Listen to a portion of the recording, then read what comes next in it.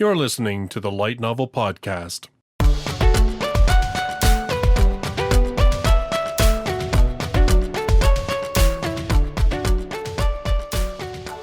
Visit us online at lightnovelpodcast.com. Welcome, everybody, to the second episode of the Light Novel Podcast. This one probably a little bit more representative of what you can look forward to in the future. Tonight we are talking about the series that everybody loves to hate, or loves to love. I guess it depends on who you talk to, but based on the sales number, obviously somebody enjoys the series. So we're going to get into that tonight, and that is, of course, Sword Art Online. But because we don't want this podcast to be 30 hours long, we're only going to talk about the first two arcs, that being Aincrad and Fairy Dance. Tonight, joining me, I have BioGundam. Good evening, drones. I'm back again, and I have a lot to say about Sword Art Online, especially about the Fairy Dance arc. So enjoy a rant, and I'm just going to let's go. All right, and we've got Flyze with us tonight.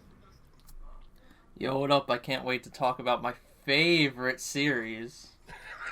Quotations. You can probably tell which side of the fence Flyze lands on there. And then we've got Tom with us as well. Saving the best for last, I see. Follow me on Twitter at MaturePurple, everyone. Whoa, check him out, eh? He's all like, follow me. Nice, I like Unfollowed. it. All right. You will be the shill king. I'm not chill at all. No, he's shilling, remember? Wasn't it you that said that was going to be your power, yes, the shill. Anyway, so shill power. So first off, we are typically going to cover news on the podcast, but there's really not a lot happening right now. There's a whole bunch of conventions coming up in the next month or so, which will probably see quite a number of light novels announced. But just as a couple of little tidbits, first one, we actually did get some licensing news, and that is Seven Seas has licensed the 2 Ancient Magus Bride novels, which I thought was kind of cool. What do you guys think of that one? Well, considering I quite enjoy the Magus Bride manga, I can't wait to, quote-unquote, procure these light novels and give them a quick read-over to see what they're like, because, I enjoy Magus Bride. It's about, what's the word, Celtic mythology and stuff like that, and a demon trying to shack up with this redhead Japanese girl, and magic and witches and all the fun supernatural stuff that I kind of love, so, why not check it out? Yeah, I thought I really liked the world building in that series, actually. I thought it had a lot of different avenues that it could travel, and it's going to be kind of interesting because apparently I guess the light novels are a series of short novels, and I believe they were supervised by the writer of the manga, but yeah, I think they're like side stories that like flesh out the setting. Yeah, and I believe they feature like even some side characters and stuff like that, but they're actually written by different authors, is what I saw. So it might be kind of interesting just even to see like different authors' takes on that sort of world. So yeah, I'm looking forward like to those. Official fan fiction. Official fan fiction, yeah, that would probably be the best way to put it. Yeah, but unfortunately. Great. But unfortunately, those aren't going to be out until December, apparently, is when we're going to see the first one. So. Well, I'm not going to lose sleep over that because I'm most excited for Realist Hero Volume 6. Well, that one's coming. I really want to read Realist Hero so badly. Yeah. I've read like up to 5 volumes, and it's fucking lit. It's lit as shit. It's lit. I got to get caught up on that one. The pictures you posted of it make me not want to read it, but you enjoy that stuff. Also, I guess the only other real news tidbit to cover is that J-Novel Club's announced recently that they are going to make their books available on Overdrive, meaning that you'll be able to rent them digitally from your local library if they're subscribed to that. So, it might make their titles a little bit more available for everybody, which is cool. If you like reading digital, I guess. Alright, so I've never been a big fan of that, but like I could see like even I'm not a fan, but it can get a lot more people into the genre, so I guess it's good overall. Yeah. Well, I like the idea of digital releases because I can share them with people, and also it doesn't take up like bookshelf space, because if I had if I had more bookshelf space, I would probably like be buying tons of light novels and other books because I am such a bookworm. Yeah, I have to admit, I mean, I like having physical copies, but there are days where I'm kind of like, I should start more digital on new series to save my shelves. Not to mention they're way I cheaper. like physical copies. Like, I actually bought like physical copies of like the Itachi Uchiha light novels, and I just love holding it and having the pictures and the feel of the pages as they go across my fingers. Like, I just love that sensation of me reading it and the smell of the book. Yeah, yeah. Hey, you know what? This is totally unrelated. It's not really news per se, but there is a anime that's been announced for a J Novel Club series, how not to summon a demon lord, and we will probably at one point talk about that series. Even Sam, who runs J Novel Club, has said it's the most ecchi series that they have. Yeah, I've read up to like 5 volumes. Like, holy shit! Yeah, I've seen the pictures. Yep. Yeah. You remember that picture you shared the other night, and I don't know if I should post this on the website. I might, just be advised it is not suitable for work. But you remember that picture you posted from Volume 3 of Yes. him helping her get the demon I know lord where you're out? going at. Yeah, apparently J Novel Club posted that, and they are using that as like some kind of official merch image. Like, I don't... Oh my god! Like, I'm not even What's the kidding. tagline Like, say? How not to finger a girl? hey, whoa. But I mean, like, seriously, Hey, though, Justice, you better find a censor sound effect for this episode. I know. Whatever. Yeah, I'm just being the controversial one. I don't care, That's man. my role. If we get demonetized on YouTube, it's not a big deal, man. It's not a big deal. It'll cost If you me get like demonetized $1. on YouTube, I will sleep well at night. But yeah, I couldn't believe it. I was like, wow, like they are. I mean, admittedly, from like the first trailer for it, I knew that yes, they were probably going to play up a little bit the ecchi side of it. But man, I'm thinking this is going to give Testament of Sister New Devil a run for its money. Like, I think there's gonna I think there's gonna be a lot of black. Testament as a Chad. I think there's gonna be like a lot of black bars and like fuzzy white lights in that show. Just wait for the. Yeah, well, I have the light version. novel, so I don't have to worry about censorship. Well, there you go, buddy. There you go. All right. So anyway, that was just a little tangent that I saw that posted and I was like, oh my god, that's just so funny because Bio posted that picture just the other night and all of us were like, whoa, what's going on in that? But I just thought that was funny. I'm like, wow, they're not even trying to hide it. Well, all considering right. you're married and have a wife, and kids, I'm pretty sure you know exactly what's going on. Like, depending on the context. I'm not sure if that. Anyway, we'll never mind. I'll probably read a couple of volumes of it just to sort of see what it's like. I didn't realize it quite got so racy, but anyway. So okay, so like I said, not a lot of news to cover. You know what? After like Anime Expo, we'll probably have a whole episode just to talking about the series that get licensed on at Anime Expo, because I know last year I think there was like 10 titles that came out of that. So we'll probably do a whole episode just on that when it after it happens. But right now we're just kind of all waiting for those big cons to happen so we get some good announcements. So in that case, let's we'll just fire ahead into Sword Art Online. The things to talk about in Sword Art Online. So, you know what, let's just, before we start anything that's really majorly debate-wise, I thought maybe we would give a little bit of background on the construction of Sword Art Online, just because I know there's probably people out there that may be coming at this because they have only watched the anime, they may not know sort of the background on the Sword Art light novels and everything else, so I thought maybe we'd cover that just a little bit more. Flyze, I think you said you had like the wiki on that one open, right? I do, and so does yeah, so do Tom? I. Yeah. Okay. Yeah. Thomas has it too. Just to say something about the light novel. When I like reread the light novel because I mostly watch the anime. In the light novel, they give Kirito a bit more of a personality. Yes, and definitely. they sort of you get a bit more about what he is. So I'm gonna say that in terms of like, if you want to understand Kirito as a character more, then probably read the light novels, because in the anime he does kind of come off as a bland self-insert for empowerment fantasy. So that's just kind of my 2 cents on the whole anime versus light novel when it comes to Sword Art Online thing. Yeah. I completely Well, agree. So I mean, so first of all, I think we'll start off by saying that Sword Art Online, the very first volume, like when we're talking about the light novels, so the very first volume covers the Aincrad story. Like it actually ends. Oh, you know what? Maybe I should say first of all, spoiler warnings. We are going to tear these books apart, and if you don't want to know or you don't know anything about Sword Art Online, well, maybe you should go watch it or read it and then come back.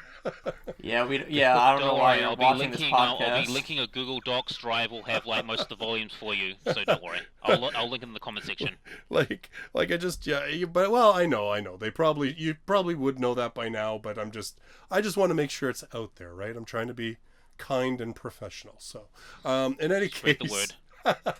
So in any case, we know that so Reki Kawahara wrote the first volume of Sword Art Online as a entry for a light novel contest back in what, 2002 was the 2001. contest? 2001. He started writing it in 2001. Okay, and so was the contest like a 2002 2001. entry then? Yes. Yeah. Okay. All right. So he starts writing it in 2001. He puts it into the contest in 2002.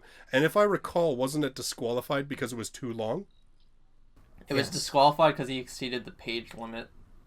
Yeah. Okay. Yeah.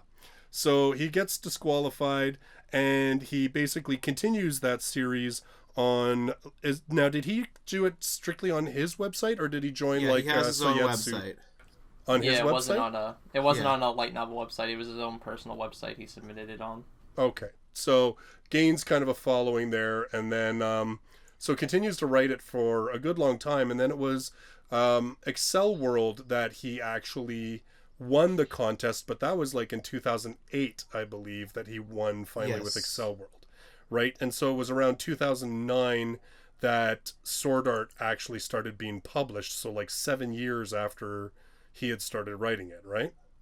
Yeah. Something like the first that? volume came out in Japan on April 10th, 2009, Okay. and then around almost exactly 5 years later, the English volume came out on April 22nd, 2014. Oh, well, there you go. Okay, cool. So, Wiki has all the I think so like I said, so just talking in terms of the initial construction, the Aincrad storyline is only one volume in terms of the actual, point from Kirito being stuck in the game to the point where Kirito wakes up in the hospital. That's covered all in one book.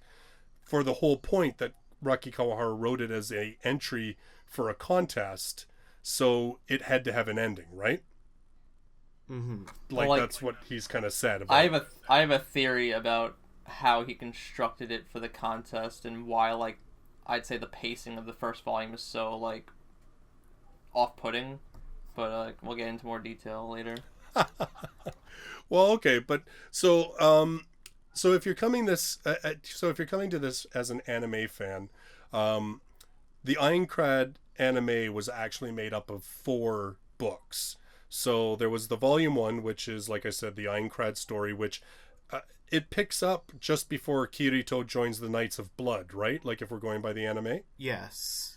I'm trying to remember. Like he does a bunch of flashbacks to early in the game, but generally speaking, the bulk of the story is set during that whole point where he kind of meets Asuna and joins the Knights of Blood, right? Yeah, and you don't find out about the rest of the stuff like Silica or the blacksmith until volume 2 and the other side stories. Yeah, and so then volume 2 is, like Bio just said, it's a bunch of side stories that introduce a lot of the characters that you meet in the anime. And then volume 8, he did another short story volume and they borrowed, there was only there was 1 or 2 from that one, right? Was it 2 from volume 8 they used? They used 1. There were technically 2 Aincrad stories in that book, but they only used 1 for the anime. Okay, for the anime. And then, so that was 3 books that they used, or bits and pieces of 3 books. And then there was the 4th book, which is Sword Art Online Progressive, which is Kawahara has basically started rewriting the Aincrad storyline, but basically trying to write it, what would we say, properly? Better. Yeah. Yeah. So basically, instead of Yep. instead of Sword Art as the series is right now, where it's all these different storylines like Aincrad, Fairy Dance, Gun Gale, all that stuff, it's basically just one series entirely devoted to Aincrad, which I think is what probably most people want anyway. Now, do we know what most when people wanted in That's the what first everyone place. wants in their video game fan fiction, death games, harems, and people dying, and Black Swordsman, Kirito-sama, you're so cool. Now, when did he start? Do you guys have it when he started actually writing progressive? Like That's what year? the one thing I don't know. When he wrote Progressive, he started? Yeah. Do we know when that started? Even if we know when the first one was published. It came out in late 2012. He published the first volume. So, when did the anime start? Did that also start? 2012. I know it's 2012. 2012. Was it late 2012? What do you mean? The anime started 2012? The anime, the Progressive? first season of the anime started a few months before Progressive was first released, so I'm sure he probably just told them what's going to be in Progressive, the anime staff, and then they edited it in. He also does publish his earlier drafts of Progressive on his website. Okay. So they might have took from that. Right. Probably. So, I mean, potentially Progressive, he started writing, let's say, 2010, 2011 then. Because by the time they started using some of that material for the anime, it must have been at least up as even a rough draft or whatever. So his retelling of Aincrad begins, he starts writing it like 9 years after he wrote, 9 to 10 years after he wrote Aincrad to start with, the Sword Art Online story to start with. So if you've ever watched the anime of Sword Art Online, particularly Aincrad, and you thought, wow, this kind of feels like a mess because we're jumping all over timelines and everything else, it's because, it literally is, because it was made out of parts and pieces of 4 context. books. What's that? And in chronological order, which kind of takes away from some of the admittedly little thematic value that the original Sword Art Online story had. Yeah. What thematic value? Like both versions have both different types of pacing problems. Like the anime has a pacing problem where it's way too slowed down because like it introduces you to the world and like all this big death game and it's super intense, and then all of a sudden the pacing just slows down to a halt while Kirito hangs out with a bunch of random girls that he meets in his adventures on his own. But then the book basically just skips 2 years and it's just like, all these people already died. So yeah. Well, I kind of thought they don't matter. You don't see them. Who cares? Well, I mean, obviously an anime is going more for, they had to stretch it out, obviously, but they were also going for, like, the whole merchandising thing, right? Like, you gotta have as many waifus jammed in there as you possibly can. Plus, I mean, those characters... The Blu-rays, bro. Body pillows. Plus, because I mean, those characters about show making up. a good show. Yeah, well, but I mean, those characters show up in later stories, too, which it wouldn't have made sense if they hadn't included them.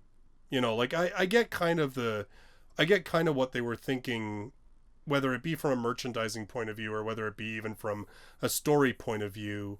They definitely had to include those characters during the Aincrad arc, or else later arcs would have made no sense because they would have been like, where the hell are these people from? Like, who are these people? Right? Yeah, I think what you're trying to say is that context matters. Like, you wouldn't you need to understand where these characters came from and why they're actually relevant to Kirito's life. Well, like, yeah. For example, we wouldn't care about Simone in the Excalibur arc if we didn't have her introduced in Gun Gale Online. We wouldn't care about Asuna if we didn't meet her in Aincrad. We wouldn't care about Silica. We wouldn't care about Leafa if we weren't introduced to them.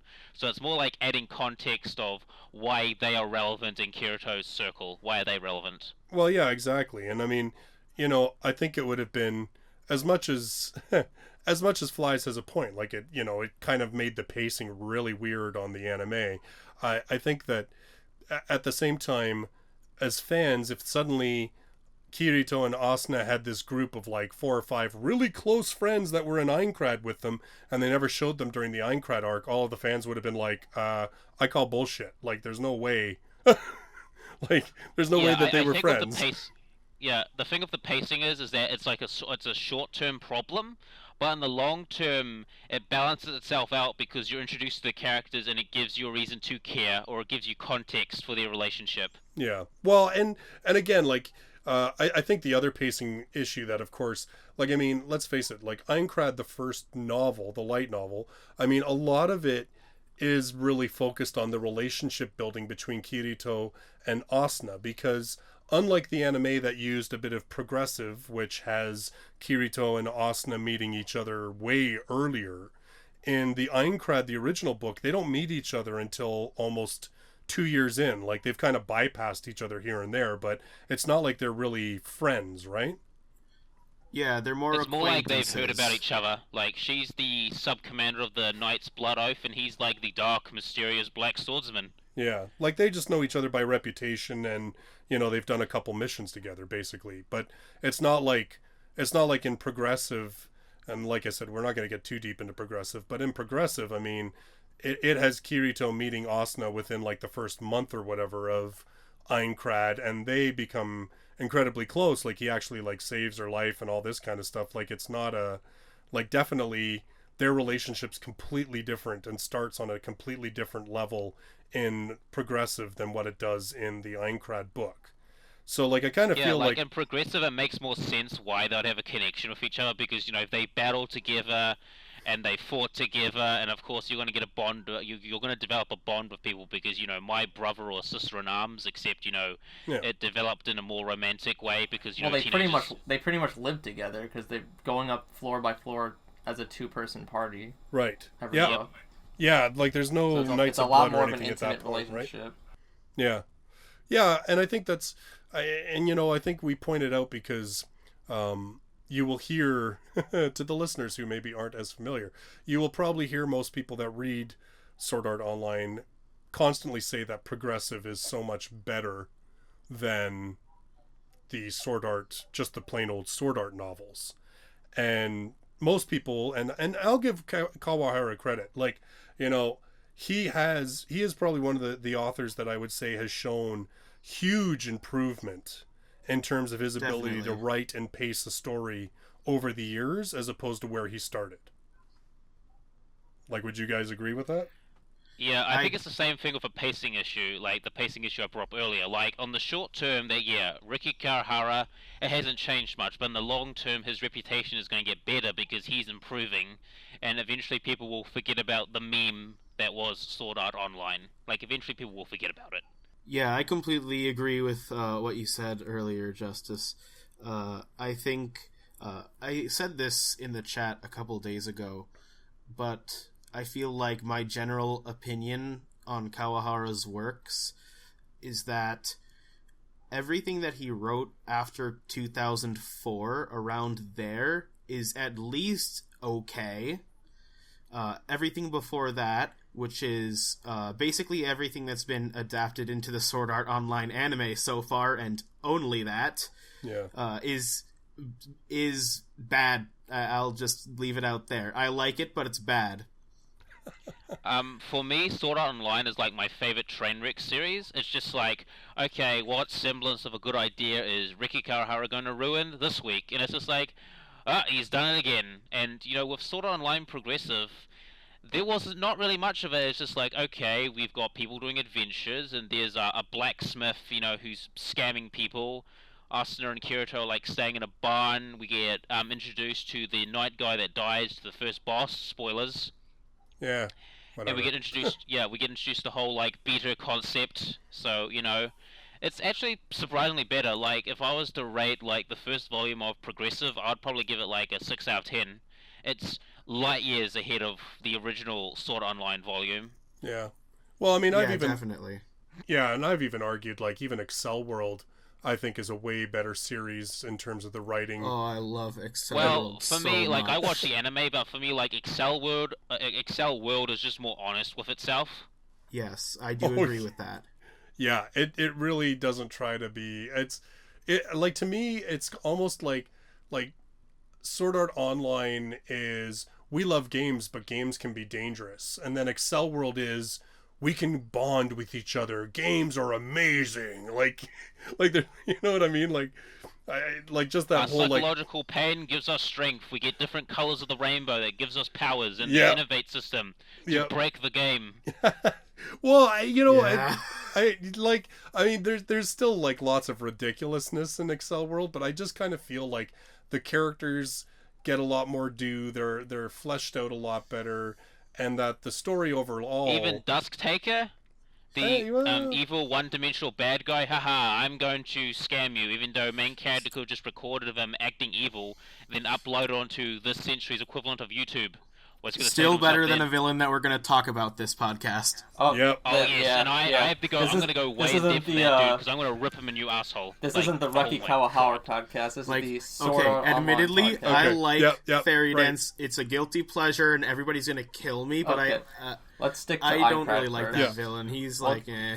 All right. get to So Fairy okay. Dance. I have a second lot to half. say about Fairy Dance, Yeah. but let's just stick to Aincrad first Flyze. before me and Purple rip it apart. I was gonna Yeah. say Flyze is right. We're getting off track. So we'll all agree that later Reki Kawahara is better than early Reki Kawahara, but unfortunately, all the stuff we're talking about tonight is early Reki Kawahara. So, Yep. all right. So we have Aincrad. So the first volume of Aincrad, of course, like we said, that tells the story. It's we get a bit of flashback to explain what the story is like, but that whole thing with like Kirito joining a clan or whatever, and they all get wiped out, and that's why he's a solo player, isn't touched.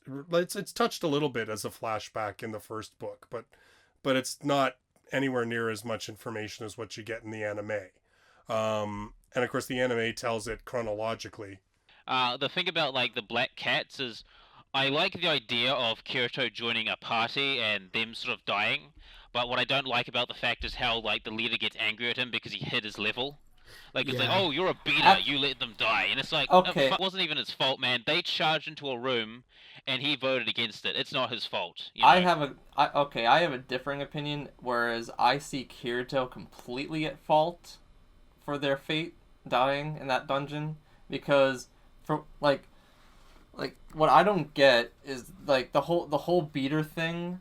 Like, when you think about it for like a second, it makes sense, but like, why would the only reason he declares himself a beater is basically to divert all the attention to him as like the most hated person in Sword Art Online, instead of like it being towards all the other beta testers. Oh yeah, I understand that part, but I don't understand why the leader is blaming him for the death of his comrades where it's their own fault. Like, they voted to go into that dungeon and he said don't. He gave them fair warning and they didn't listen. Well, for one, like the Sword Art Online as a game, I don't understand how it works, because like Kawahara, the way he designed the game, he designed it like way different than any other RPG, even if it doesn't make any sense. Like, every single RPG I've ever played, like, you can easily see people's usernames and their levels and all their stats and everything above their avatars. But I guess Sword Art Online decides to hide this information for whatever reason. Like, I don't know why they would do this. I was just going to say, I think it's maybe because the whole difference of it being a VR, like, virtual reality thing, right? Like, I don't know. But they're like fighting like enemies together. You would think they would realize he does way more damage than they do. Well, yeah, you would think so. And that's why I found it stupid. It's like, you didn't know. Like, Kirito purposely holds back. I forget the reason that he said, but he did say it. Well, it's because like they kind of try to pass it off like it was the whole, oh, they would have treated me differently if they had known, or they wouldn't have trusted me if they had known I was a beater. So I enjoyed being with them. They would have trusted right? you. You're a high level player. They would rely on you. You would be like their number one dude, because if you're like, you know, they would ask you for advice. Like, he could have been a mentor figure to the Black Cat, and just saying like, okay, I'm like level 70, you guys are level 40. I'm gonna help you guys train to get strong. Well, and it'll be fine. And if you guys need my help, I'll help you. Okay, listen, I can see what you're saying, but I'm imagining myself in the Black Cat's position, and if I saw someone with a suspiciously high level, I wouldn't exactly feel safe around them. Well, I get what you're saying, but I you know what, this, and I'll go with, like, Bio was talking about the whole thing, like, you know, why did the leader blaming Kirito? And I think that, and the reason I think that is sort of true is just because of what, you guys are saying, right? If the Black Cats knew that Kirito was that high a level and he said to them, don't touch that crap, then they probably wouldn't have, because they would have been like, this guy knows what he's talking about because he's a really high level player. But because they thought that he was just one of them or a low level player, they're like, we don't need to listen to you, man. Like, what do you know that's any different than what we know? And so because he hid his abilities and his knowledge, the Black Cats, for that reason, were kind of like, they kind of discounted what he said, which led them into that trap, right? I like it. Okay, that was my now. take. Okay, thank you. Yeah, like that was my take on it. I mean, whether that's what was really the thought process, whether we intended. disagree or not, it doesn't really matter. I was just sharing my take on it. Like, I respect your guys' opinion, and I understand where you're coming from. I just found it a little bit melodramatic. It's like, oh, it's your fault that they all died, and it's just kind of like, well, they did kind of walk into the room. It's not like Kirito was holding a gun or a sword about, like, yeah, open that chest. Well, you're right. Like I said, like I think that I think you're right that it was an overreaction, but I do kind of see, like, to give like Mature Purple and Captain Kyle like credit. I do understand that they didn't follow with his advice because he didn't tell them how powerful he was, and I will lay the blame to Kirito that he didn't trust him enough. Like, he should have told them that he's not exactly tell them his exact level, but say like he's like 10 levels or say 20 levels higher than them. Yeah. Like, just say like, yeah, I'm a little stronger than you guys, and I've experienced some stuff. Like, he could have just said that, I'm a little higher level than you guys. So if you guys want my advice, then I'll help you. Like, he could have done that. So I'm not laying the blame on the leader of the Black Cats. I just find the reaction kind of overdramatic. It's like, oh, you killed my friends, you bastard. Yeah. It's not his fault, man. Yeah, well, no, it's kind of his fault. It's I lay the blame towards Kirito not telling them half the truth, or at least. But you're he right. Just like alluded that he's stronger than he is. But it was still their own carelessness. Like, they should have, like, even if I'm in a party with like, I play games. If I'm in a party with somebody who's the same level as me, and they're like, whoa, like, I've had a weird thing go on in a situation like this, I'm gonna hold up and go, okay, like, you know what I mean? Well, there's one thing I'd like to say about storyline as a whole, at least in the Aincrad arc, and that is that it's not that Kirito is an amazing genius. It's just that every other player in the game is extremely stupid and don't feel like actual gamers, because like the whole thing with Sword Art Online is that it got released and they only released like 10,000 copies in the first week, and it got completely sold out. So you would think all the hardcore gamers were going to be the first people who buy the game and were the first people that were going to play the game, including Klein, even though he admits he's never played the game, VR game ever before, or like he doesn't really play games in general. Yeah. But even to basic gamers, like, you would know, oh, I'm going to go into a dungeon and there's an empty room with a chest just sitting in the middle of an empty room. Do I want to just run up to it and open it, or do I want to be a little cautious at all? And then like the whole like 4,000 people die before they even finish defeating the first level, the first floor of like how bad at a video game do you have to, like, even if it is life or death, you're fighting mostly like it just takes basic like common sense to survive a video game. Well, you're right. Yeah, you're right. Like, a thing I want to add is, like, imagine if everyone in this light novel podcast group will say we were trapped in, say, a Sword Art Online situation. Do you think, like, any of us would be stupid enough to, like, oh yeah, we're gonna rush into a treasure chest that's completely abandoned? It's not like it's a trap. I mean, I think, Kyle is right. Some of the common sense isn't there. Like, like if I saw an empty chest in the middle of if I saw a chest in the middle of an empty room, a part of me is going to be feeling like, do I really want to risk it? Like, Right. what's the, I would do like a cost-benefit analysis. Like, the benefit is I get treasure, but the cost is I could lose my life or get ambushed or my teammates could die. So, it's even worse in Sword Art Online, where you die once and you're gone for good. At least in a normal video game, you can just revive at a graveyard. In this game, in a death it's game, once and you're done. It's permanent. I'm not going to risk my life for treasure. well, and I think that, like, Flyze brings up a really good point, right? Is that, is it that Kirito is particularly some kind of genius, or is it just that Kirito's a half decent gamer who, because he got in on the beta, he just has more knowledge? And I think they kind of I think that's kind of the problem with Kirito as a character, is because they try to make it sound initially like, oh, I'm not like anything special, I just managed to get in on the beta, so I know where to go and hunt things that it's relatively safe, but it'll level me up fast, and I know mechanics because I was a beta player. But yet then the anime and stuff makes him seem so flipping OP that you're like, that doesn't seem to jive. Like there's a difference between being a smart gamer and I can wipe out pretty much anybody and everything in the game. The problem I see is that I think Reki Kawahara tried to have his cake and eat it too, whereas he has a main character who is really easy to self-insert to, but who is also really overpowered and really gets all the girls and gets all the loot, best woman, best equipment. Get out of here, son. He's too OP. Well, yeah, no, you're absolutely, yeah, exactly. Like, I think that is the thing. Like, exactly. Like, Kirito's meant to be a self-insert character. You're right. Although I found actually, like, speaking of like the whole common sense thing, like, have you guys noticed that most of the men, aside Clyde and his group, are like treated like retards? Like, almost like every man or every person that gets in Kirito's way is almost like some sort of retard. Like their common sense is like incredibly low, or they just sound stupid. And it almost makes Kirito look smart by comparison. Well, they're a bunch of muscleheads most of the time.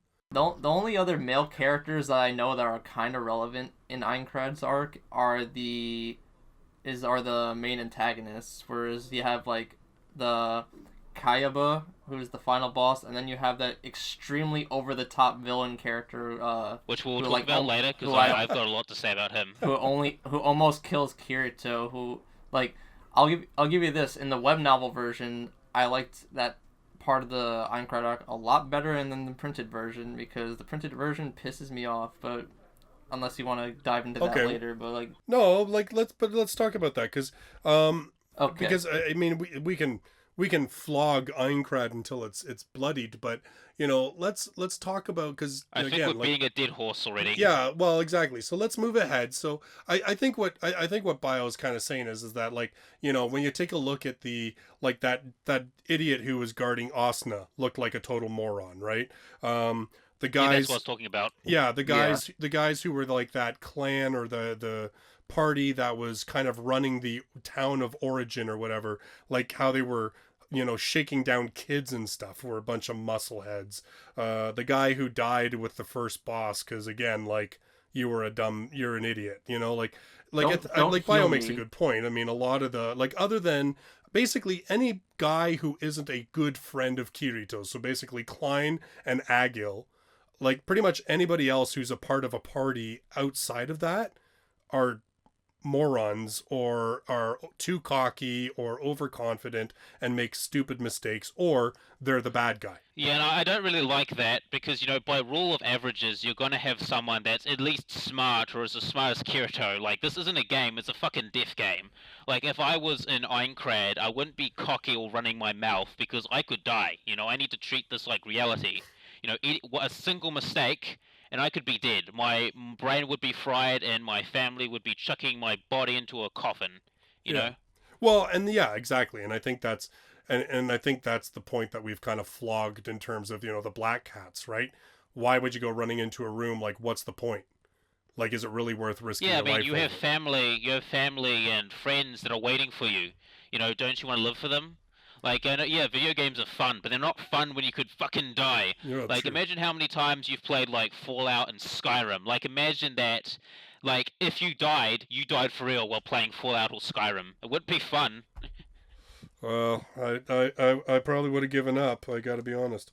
But let's get into the actual, so let's get into the ending of Aincrad, because like I said, like, the original book picks up pretty much at the point where Asuna and Kirito shack up, and then basically goes right into his whole, you know, being forced into the Knights, and then the final boss fight. I think, and my problem with the anime, I was like, man, like, this guy turning out to be the villain it's supposed to be like, I would think it's supposed to be a shock, but I don't even give a crap because I've only seen him for like 25 minutes in this 16 episode arc. Did anybody else? Yeah, that's a big problem with that is that like if we're looking at the book side of it, so it skips the 2 years to Kirito and Asuna meeting, and then you meet the guild leader for like a few chapters, but then a lot of the second half of the book is just Kirito and Asuna like spending time together, and then they get all romantic, and then they're like they get married and have a little cabin, and it's nice and romantic, and then all of a sudden, I guess, like, I feel like that's the reason why Kawahara went over the page limit, is that he's enjoyed so much writing about Kirito and Asuna's relationship, and then all of a sudden, he just suddenly knows, oh crap, like, I'm getting close to the page limit. I haven't even started to write an ending. I should probably just, like, have the guild leader call them for like, a big mission, like, out of nowhere, and then you randomly see him again, and then, like, they go up to the floor boss, and he's like, oh yeah, I'm the villain. Yeah. So that's pretty much the whole bunch of screen time you get. Oh, and then there's the fight between him and Kirito, which he had to, Kiaba, why'd you do this? In order to win. I have no clue. He has to cheat in order to doesn't win. Doesn't that bug the hell out of you? Like that, you know what? That still bothers me. Like, how can you have a guy create a game, turn it into a death game, and then, like, actually insert himself into the game and all that crap, and then at the end he's just kind of like, meh, I did it for the memes. Like, what? Come on. like this is why Infinite Dendrogram is so much more interesting. Like, I think his... It's funny, like, Sword Art Online, .hack, and like, Log Horizon, Infinite Dendrogram, and .hack are basically the Sword Art Online killers. Yeah. Like, I think the actual dialogue from the anime was just... painful. It's been so long. I've kind of forgotten by now. Yeah, right. Like, are you kidding me? I'm like, yeah, like, maybe, like, I forgot what I ate for breakfast 2 years ago, but, like, when I make a video game where I trap 10,000 people and to fight for their lives, including myself, I think it's kind of hard to forget why I did it in the first place. Right, exactly. Yeah, you've got to remember, it's too smart for you. He's too deep for you. You know, you cannot comprehend his reasoning. His reasoning goes beyond. He's playing 500-dimensional chess. That's his logic here. He's the galaxy brain meme. Like, that just... Yep. Oh my god, that, like... He's transcending! Like... Can we talk about... Okay. Go ahead. No, go Flyze, go. Can we talk about the scene just before that? How the hell Kirito somehow comes back from the dead to kill him, and Asuna's been dead for clearly longer than the amount of time allowed by the headgear before it fries your brain, and she somehow survives the ordeal too. Okay, that's can the anyone part. Explain that?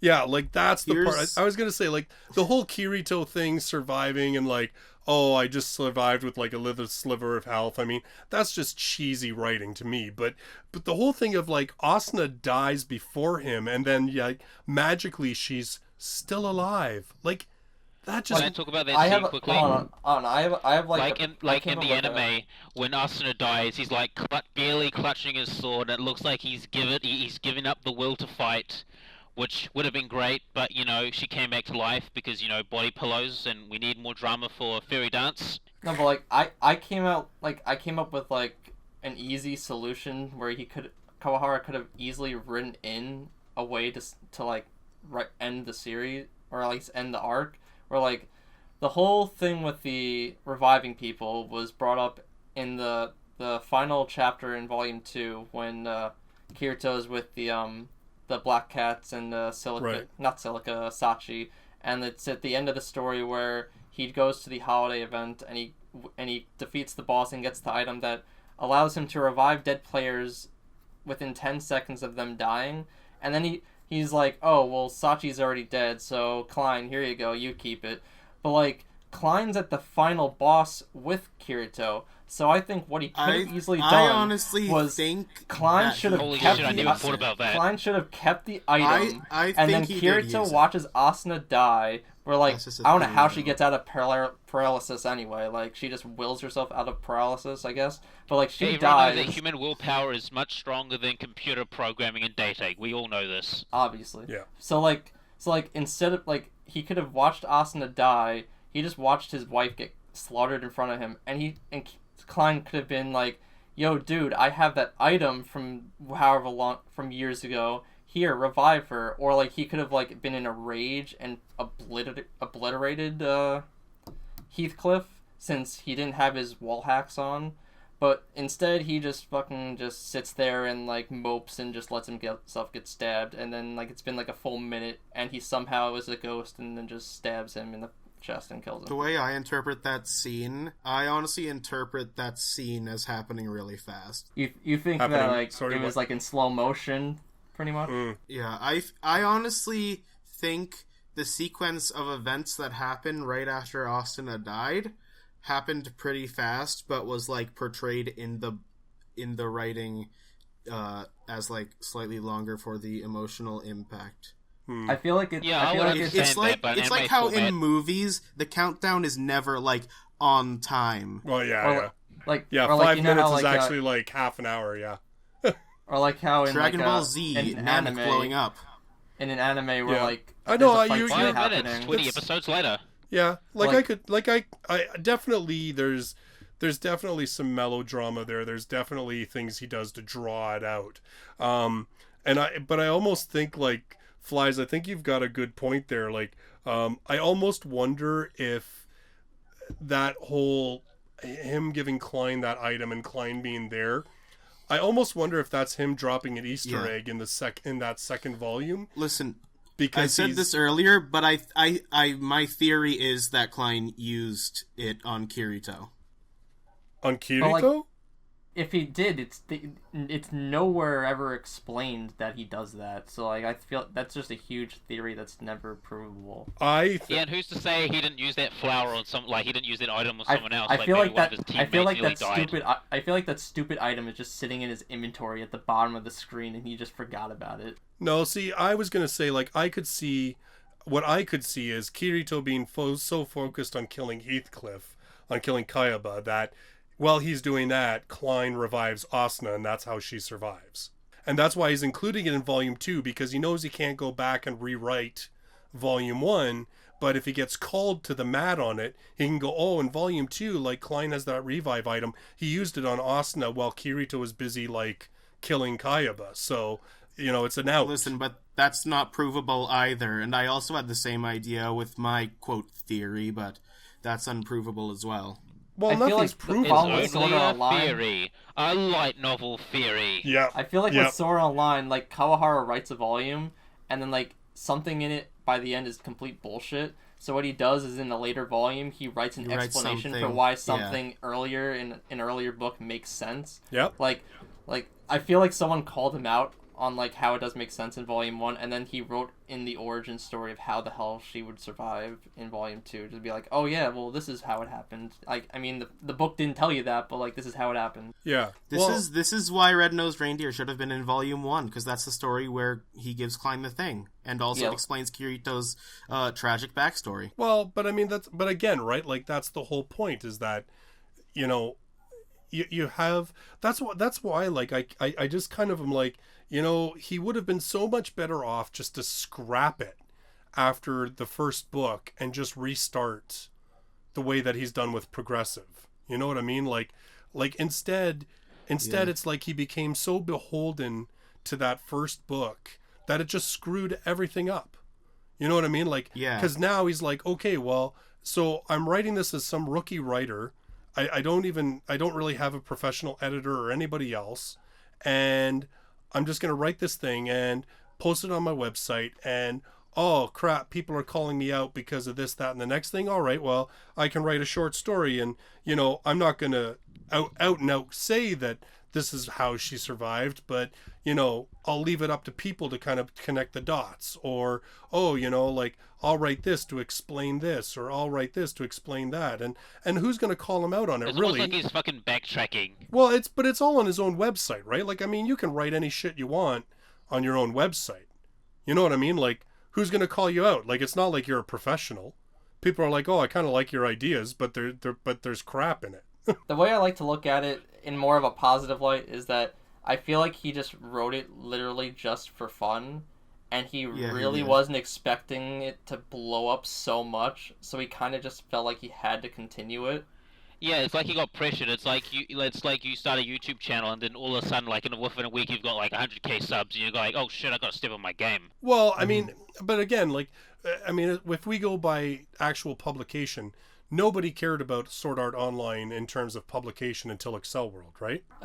Pretty much. Like, Accel World wins the award in 2008, gets published, gets an anime before Sword Art Online, and they turn around and they're like, oh, you've got this whole series of books that we can, like, already publish, like, and push out the door, and Sword Art Online gets published. Like, it's really Accel World that opens the door. So, I mean, he's had, like, this series that obviously he's been working on for years, and as just a pet project, I guess, because, I mean, if he's on his own website, it's not even like he's making money or anything off of it, right? Like, it's just, unless, of course, you know, he's got ad revenue or whatever, but I mean, but really, like, it's really just for fun. And, like, the thing is, like, I can see Accel World getting him popular, at least in the anime scene, since he was writing for a number of years until Accel World got popular, so I could see his writing being better.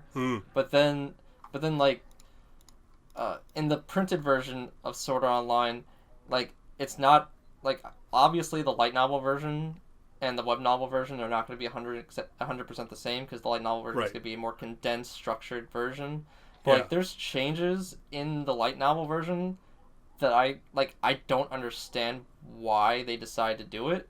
Like, for example, like, what I mentioned, like, way earlier with the scene where, Kirito almost died by the crazy bodyguard. Yeah. Was that in the web novel version, Asuna comes to the rescue, and she pretty much slaughters the guy, like, one-sidedly, and saves Kirito. And it was, like, a good, and, like, I really enjoyed that part of the web novel because it made it like, showed how she's just as powerful as him, and that she feels the same way, and she'll go to the ends of the earth to protect him. Yeah. But then in the light novel and anime version, she's about to kill him, and then just completely hesitates and pussies out, and then he gets back up, and Kirito has to save her again, because she's a damsel in distress character. Yeah. Yeah. Speaking about that, I don't actually like how Asuna was handled in Aincrad, and especially in Fairy Dance, which I'll go on a whole tangent about that later on in the podcast. But, like, she's supposed to be like this badass warrior. She doesn't, like, you know, she's a big girl. She can take care of herself, and yet they always put her in, like, the princess who always needs to be saved, despite the fact that she's this high-ranking commander. It makes no sense. Like, is she, like, this warrior, or is she this princess with a sword that needs to be saved all the time? Like, make up your mind. Like, I understand that, you know, even with Kirito, you know, sometimes Kirito may need help, or Asuna might need help. I understand that, but don't make it so, like, she's so pathetically weak that she can't defend herself. I mean, that's just insulting for any character. Well, and so maybe, okay, and so, like, you know what, we've maybe this is a good point then to, when we're talking about Asuna as damsel in distress, maybe this is a good point to transition to Fairy Dance, because I think that. Well, I've got a lot to say about Fairy Dance. So who wants to go first? Well, I know, and that's gonna get good. Okay, so we'll transition over into Fairy Dance because man, like, given all that we've already said about Aincrad, I can only imagine what's going to come out in Fairy Dance, because holy crap, what a hot mess Fairy Dance is. Everybody Justus, hates I'm gonna Fairy drop Dance some except bombs me. and some hot takes, so you might want to just pipe behind the wall. I'm going to be, like, this is going to take like 10 minutes, so... Can I talk about the positives about Fairy Dance? It'll be really quick. It'll be really quick, trust me. Well, okay, So, I know you've got a big rant.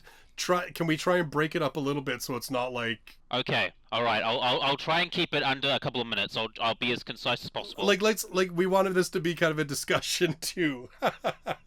But okay, Yeah. so Yeah, don't worry. I'm just gonna drop my bombs, and then you just go ahead. So we'll just pick it up. okay, I'm gonna start right now. Okay, my thoughts on Fairy Dance is that I like the idea of like Kirito trying to adapt to real life again after he's been trapped into the game. Mm-hmm. I like that part about it, and I know this part might be controversial, but I don't mind the whole that whole incest subplot they chucked into it because I thought the idea was great, but how they sort of executed it was absolutely horrible. And now for what I hate about the series, okay, so what I absolutely hate about this arc in particular, and I'm gonna drop some bombs right here. The fact they have Asuna trapped into a coma and they make her this damsel in distress because of the work of this butterfly rape elf dude is just absolutely atrocious. It is one of the worst writing I've ever seen. And like I said earlier, like Asuna is supposed to be this warrior. She's a big girl. She can protect herself. And just to see her victimized by this one-dimensional scumbag is it's insulting. Not only to watch, but also her as a character. Like, I understand that, even the most strongest of people need help sometimes, but just to see her, just put to a place of absolutely helplessness is just insulting to both her and a character. And also, let's talk about the part where she's getting married off to this scumbag. You can, what the fuck? You cannot marry a person in a coma. That is ridiculous. That's stupid. Any, minister or, a marriage person would laugh you. That is just ridiculous. I don't care if you're, the king of Japan or some rich fucking millionaire. You cannot do that because Asuna cannot give consent. She is trapped in the game. That's the official story. She's trapped in the game. She cannot give consent to this marriage. So it's not even a marriage. I don't even think that's legal. They tried to excuse it. They tried to excuse it by saying that her father gave consent, but I don't think that's how consent works. And even if it did, that is the number one dad of the year. She cannot give consent, and I don't give a shit if she's 16 or 18. You cannot do that. That is not consent. And also, imagine if this happened in real life. The feminists and social justice warriors would be having a fucking field day. It's a human's right violation. She's gonna get married off to some dude who I don't even think she likes. There's no consent, so technically, I mean, this might be extreme, but it can also be considered rape. This is basically her father pimping her off without her permission. The villain pretty much admits that he's going to have his way with her, even if she doesn't that's rape, accept it. and he should be punished for that. And also, just how one-dimensional evil he is. It's haha, I'm rich, I'm never gonna lose. But you know what? Kirito could have just recorded their conversation, uploaded on YouTube, and then his whole fucking scam would be revealed. It'd be revealed that he's some sort of dodgy guy. Now let's go up to the whole incest part. Now, I like the idea that there's this conflict, how Sukuha likes Kirito a lot, and Kirito only has his heart for only has feelings for Asuna. I like that part because it has some nice drama and it's really great, but how they presented it and ended it was horrid. I feel like they just did it for fan service for, I don't give a shit if they are blood related. I don't care if they're actually siblings. I don't care if they're actually cousins. I don't care if they're step siblings or she's a time traveler from the future. I don't care. It's just the way they presented it. It just feels like fan service, and how they ended it was also ridiculous as well. Which is they have a sword fight, and it's Bio. Yeah. Fan service. Tentacle monsters for no reason. That's all I'm gonna say. Yeah. But go ahead, that go was on. actually DLC, man. You just pay $6 extra, and you get to play as tentacle monsters and tentacle rape other players. Yeah. Anyway, moving on. Go ahead. The way they present that whole relationship, it would have been it had some really genuine moments in it, but they just fucked it up, and it just felt like fan service to me. Okay. It felt like fan service to me. Yeah. Okay. And I especially the ending of part, they just have a sword fight, and it's just okay, we're done.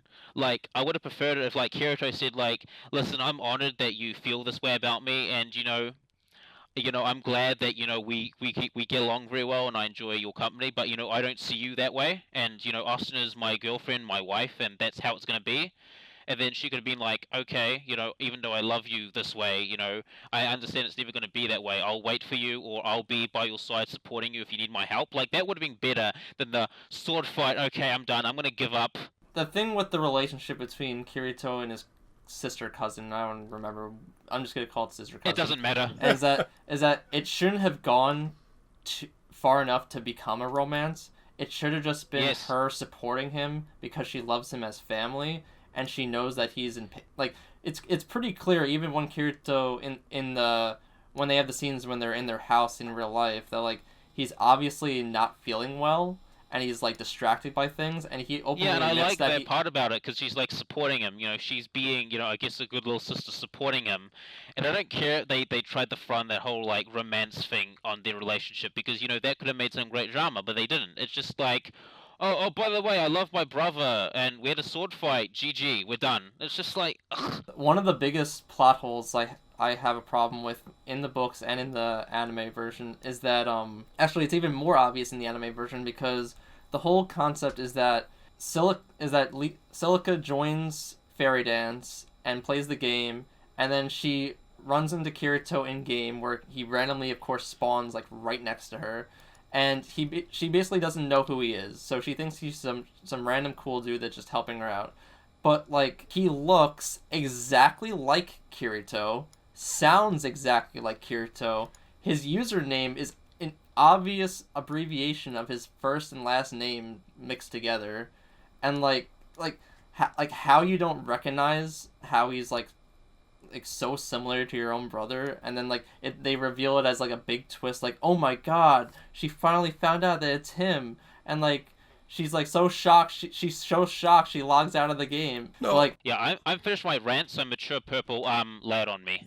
yeah, you can go. Don't worry.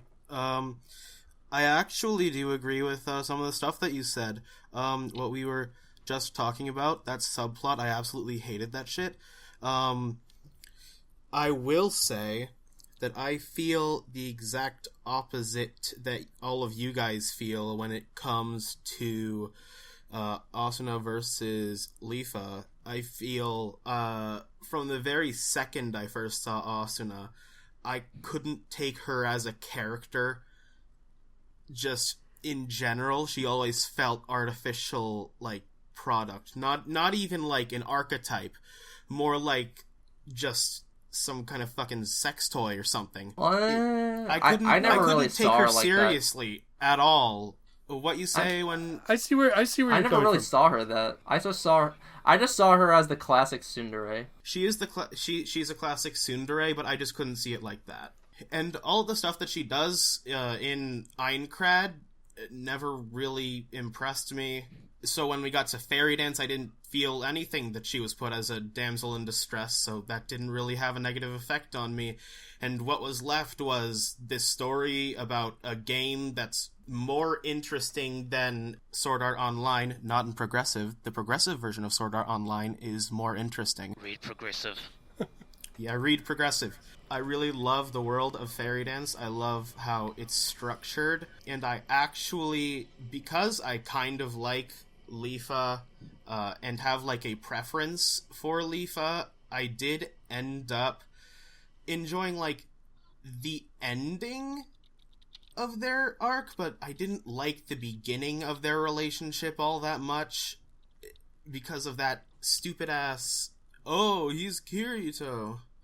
You know? Yeah, that was when I was thrown completely out of the loop. Like, they had genuine moments, and then they just fucked it up. I have no problem with her character in general. I just feel like the whole, like, she has romantic feelings towards him. I feel like it was just something that was completely unnecessary and shoehorned in, and that if that didn't exist, I would see her as a much more relatable and enjoyable character. Listen, you're definitely right, and I see it. I'm going to chime in here for 1 second, because I'm kind of a middle of the road kind of guy. Like, I don't hate any of these things, but first of all, in terms of the whole thing, I have mixed feelings. In terms of Asuna, I get where you're coming from, Tom. Like, I always felt like, I admit I thought the whole her becoming a damsel in distress thing, it bothered me, but I don't think it was so much the character, because it was the character per se, but because that whole damsel in distress thing has been done to death.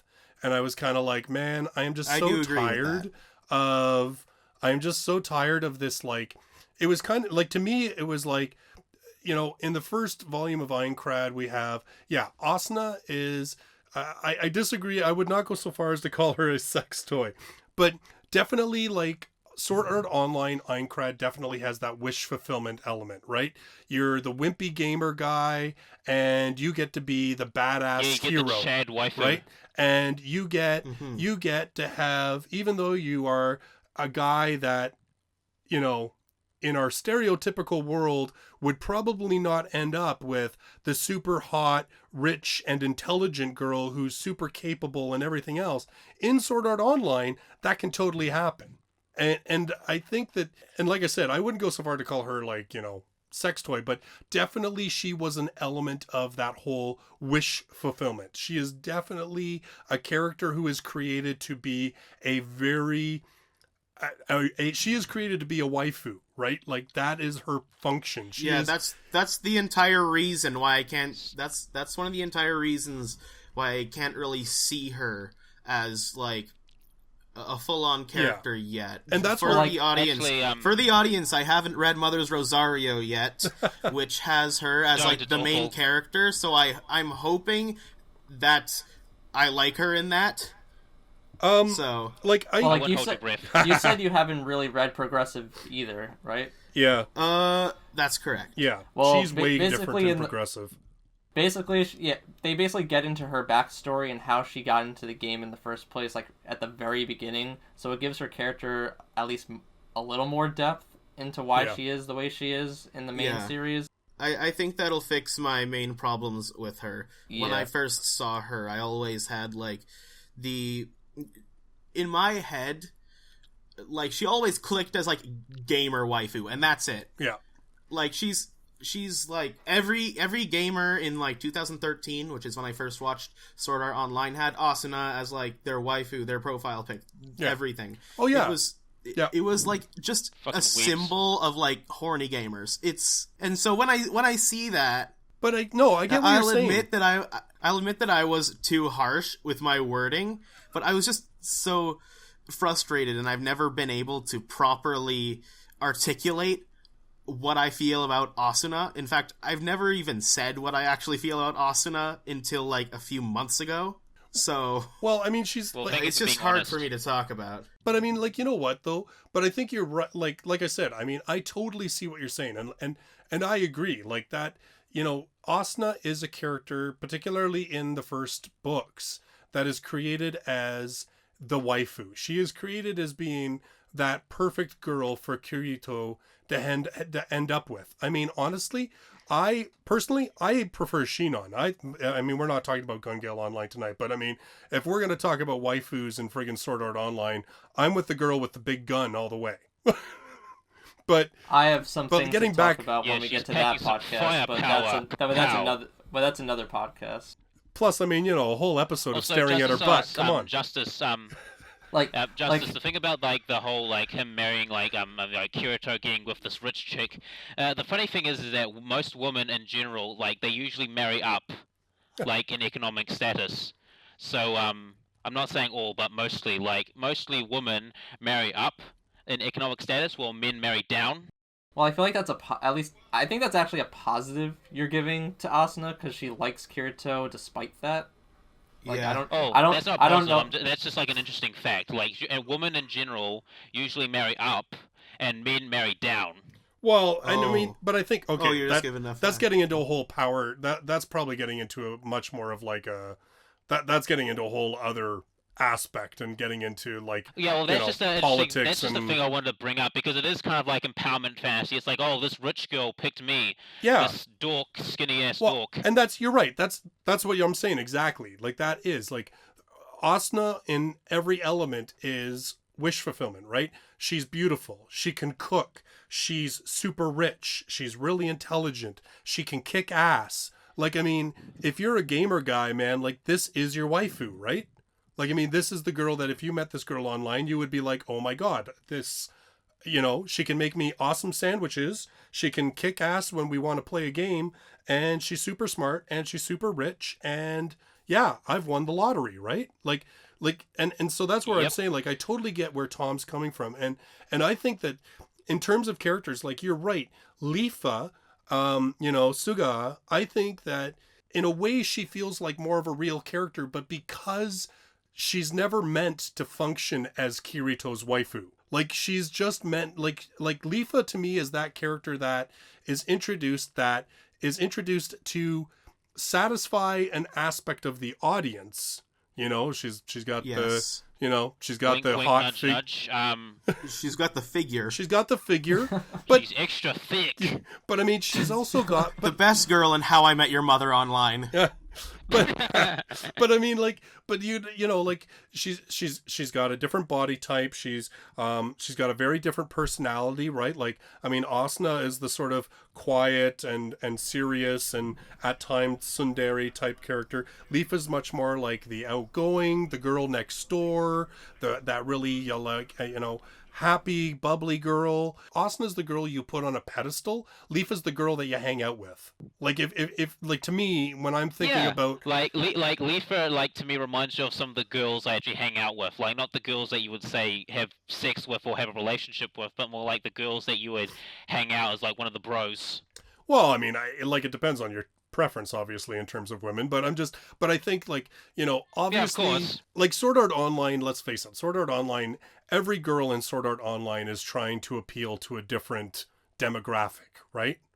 And Well, You've got the obviously, lolly, it's you've a got the harem. tom girl, you've got Yeah. incest chan, you've got rich girlfriend as well, your league chan. Yep. exactly, right? And so to me, like Leafa is like the antithesis of Asuna. She's the girl that comes from a family that's not rich, but they're not dirt poor, but they're just your middle income average family. She's she's sporty. She isn't like super, she isn't like a genius, but she's not a stupid idiot either. Like, like I said, she is your girl next door. She's that cute girl that you can lean on when you need to, that, gives you the encouragement when you want it and everything else. And like you said, Bio, like her relationship with Kirito, both in game and out of game, they're very different things and they work as a relationship. And I didn't mind the aspect of their relationship where she was getting attracted to him in game.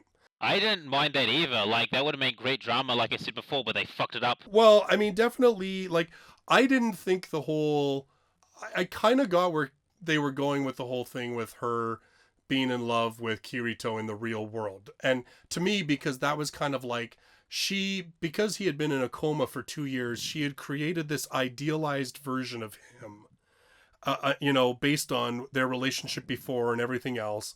And she created this idealized version of him. And I would have been really, I think, like, and I mean, maybe if Kawahara wrote it now, that we've all agreed he's a better writer, maybe if he wrote it now, it would be different.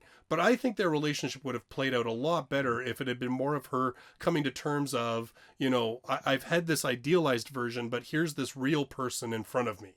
Like trying to build their relationship. It'd be similar to like Koi Kaze. Yeah, like it'd be similar to like Koi Kaze. Yeah, like trying to build their relationship again, trying to actually get to know who he really is. What has he gone through? I would have preferred that actually. Yeah, like that would have been great. Like the whole romance thing, it was fine. Like I said before, he could have just said like, yeah, I'm honored that you care for me like this, but I already have a woman in my heart, and I still love you as a sister and a person to support me. Like that would have been great. Yeah. Well, like I feel like what they could have done was, I don't see how they couldn't have known each other until the big reveal at the end. I don't know why that was part of it. I think I don't know why Kirito was trying to be secretive about him playing a different MMO game I think with it's her. because he nearly died once, and his cousin and family would be worried that he's on that fucking nerve gear that nearly roasted his brain. That's what I got from it. I think they said it in the book. Yeah. I think the book makes it clearer that it's like he's hiding it because he figures everybody would freak out. Yeah, because remember, he didn't get the new nerve gear like his cousin has. He still has the old one of the basically microwave in it. Well, then why wouldn't they just get him the new gear that doesn't fry your brain? Make some popcorn. Hey kids, this nearly killed me a couple of years ago, but it makes really great fucking popcorn. Well, and I think I mean, I understand why he's hiding the fact that he's playing the game. I get that. And I don't, like I said, I don't even mind that they hide their relationship because there is kind of an interesting, I think you're right, Bio, the way it was executed was a problem. but it is kind of an interesting idea that you have this girl that... Yeah, the idea was great. Like, the idea was cool. Yeah. But the execution and presentation was lackluster and poor. Yeah.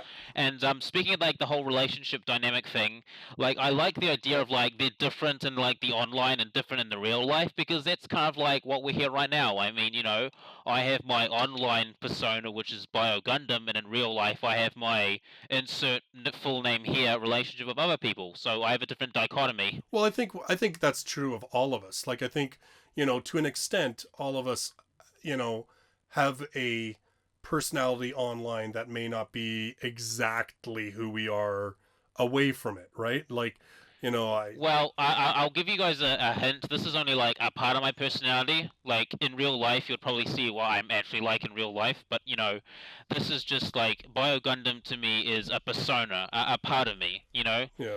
Well, like, people don't know what I look like, except you. You've seen what I look like, because I accidentally doxed myself when setting my book collection. Yeah, well, you know, it's all But good. you know the idea. Like, Yeah. Kirito is a persona of Kazuto, Yes. which is Kirito's actual name, Yeah. I think. Yeah, it is. Yep. And Leafa is a persona of Sukuha. Yep. You know, they basically, like, a persona is taking, like, an idealized version, like a part of yourself, and just making that the character. Well, the thing is like, really, I mean, I'm sure that I think we all play games to an extent. Like, I mean, if somebody came up to me today and said, "Hey, we've got a game that it's going to feel like you actually live in the game," do you think, like, I mean, I don't know about you guys, but I would not, my avatar would not look like me. My avatar would probably not behave exactly like me. Like, yes, it would have, I would play in a certain way that, you know, I felt comfortable with, but definitely, like, I would not be the person in game that I am in real life. And so, yeah, you're right. And I think that's part of the whole, I think that's part of why there's this whole genre of the whole VR MMO light novel, right? Is because it's that same thing. It's the ability to be someone you're not. It's that psychology aspect. Right. And that's why I like Infinite Dendrogram so much, because some of the people in the virtual world aren't exactly like they weren't in the real world. And I'm not saying it's bad to have a persona. Like, everyone has sides of themselves that they showcase and sides they don't. Yeah. That's just human nature. Mm-hmm. And, you know, video games and the VR stuff is just an outlet for it. Yeah. Like, for example, if you're like say, for example, you're kind of like a really crazy dude, or you've got really radical ideas, but you don't know how to espouse that, you know, you could do that in a VR form. You know, you can do that in a VR form. Like, you know, so for example, in Infinite Dendrogram, you can dress up as like a clown. You can be like the Joker. You know, why so serious? You know, Yeah. you can let that part of yourself breathe and flow and actually be a part of yourself, because, you know, to know like, you have to know thyself. You know. Well, I think that's didn't the like- main character's brother dress up in like some kind of weird costume when he met him in the game for the first time? This is very serious. We're not going to get into Dendrogram, because you know what? That's a whole show. Because Dendrogram's a great series. I'll put it out there, and I think, you know, you're at Bio, you're saying the same thing. I've read 5 volumes, and it's absolutely fantastic. I'm gonna Everyone give it a should 6 or go 7 read out of it. 10. It's translated by Steiner, so it's good. Yeah, and Read it. but I think, okay, so we won't get into Dendrogram, but we will on another show, because definitely it is Next a podcast. series to talk about.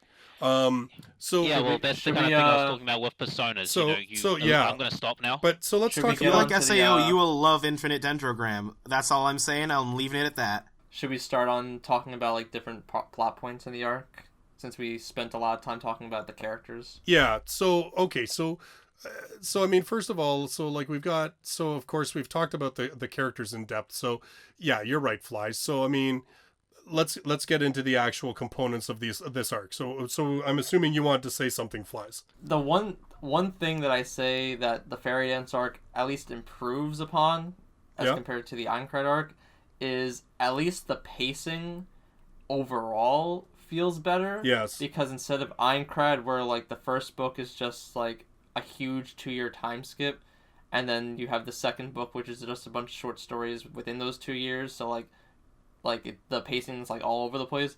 At least Fairy Dance, it's over the span of like I think a week or so, and it's just straightforward from point A to point B. Yeah.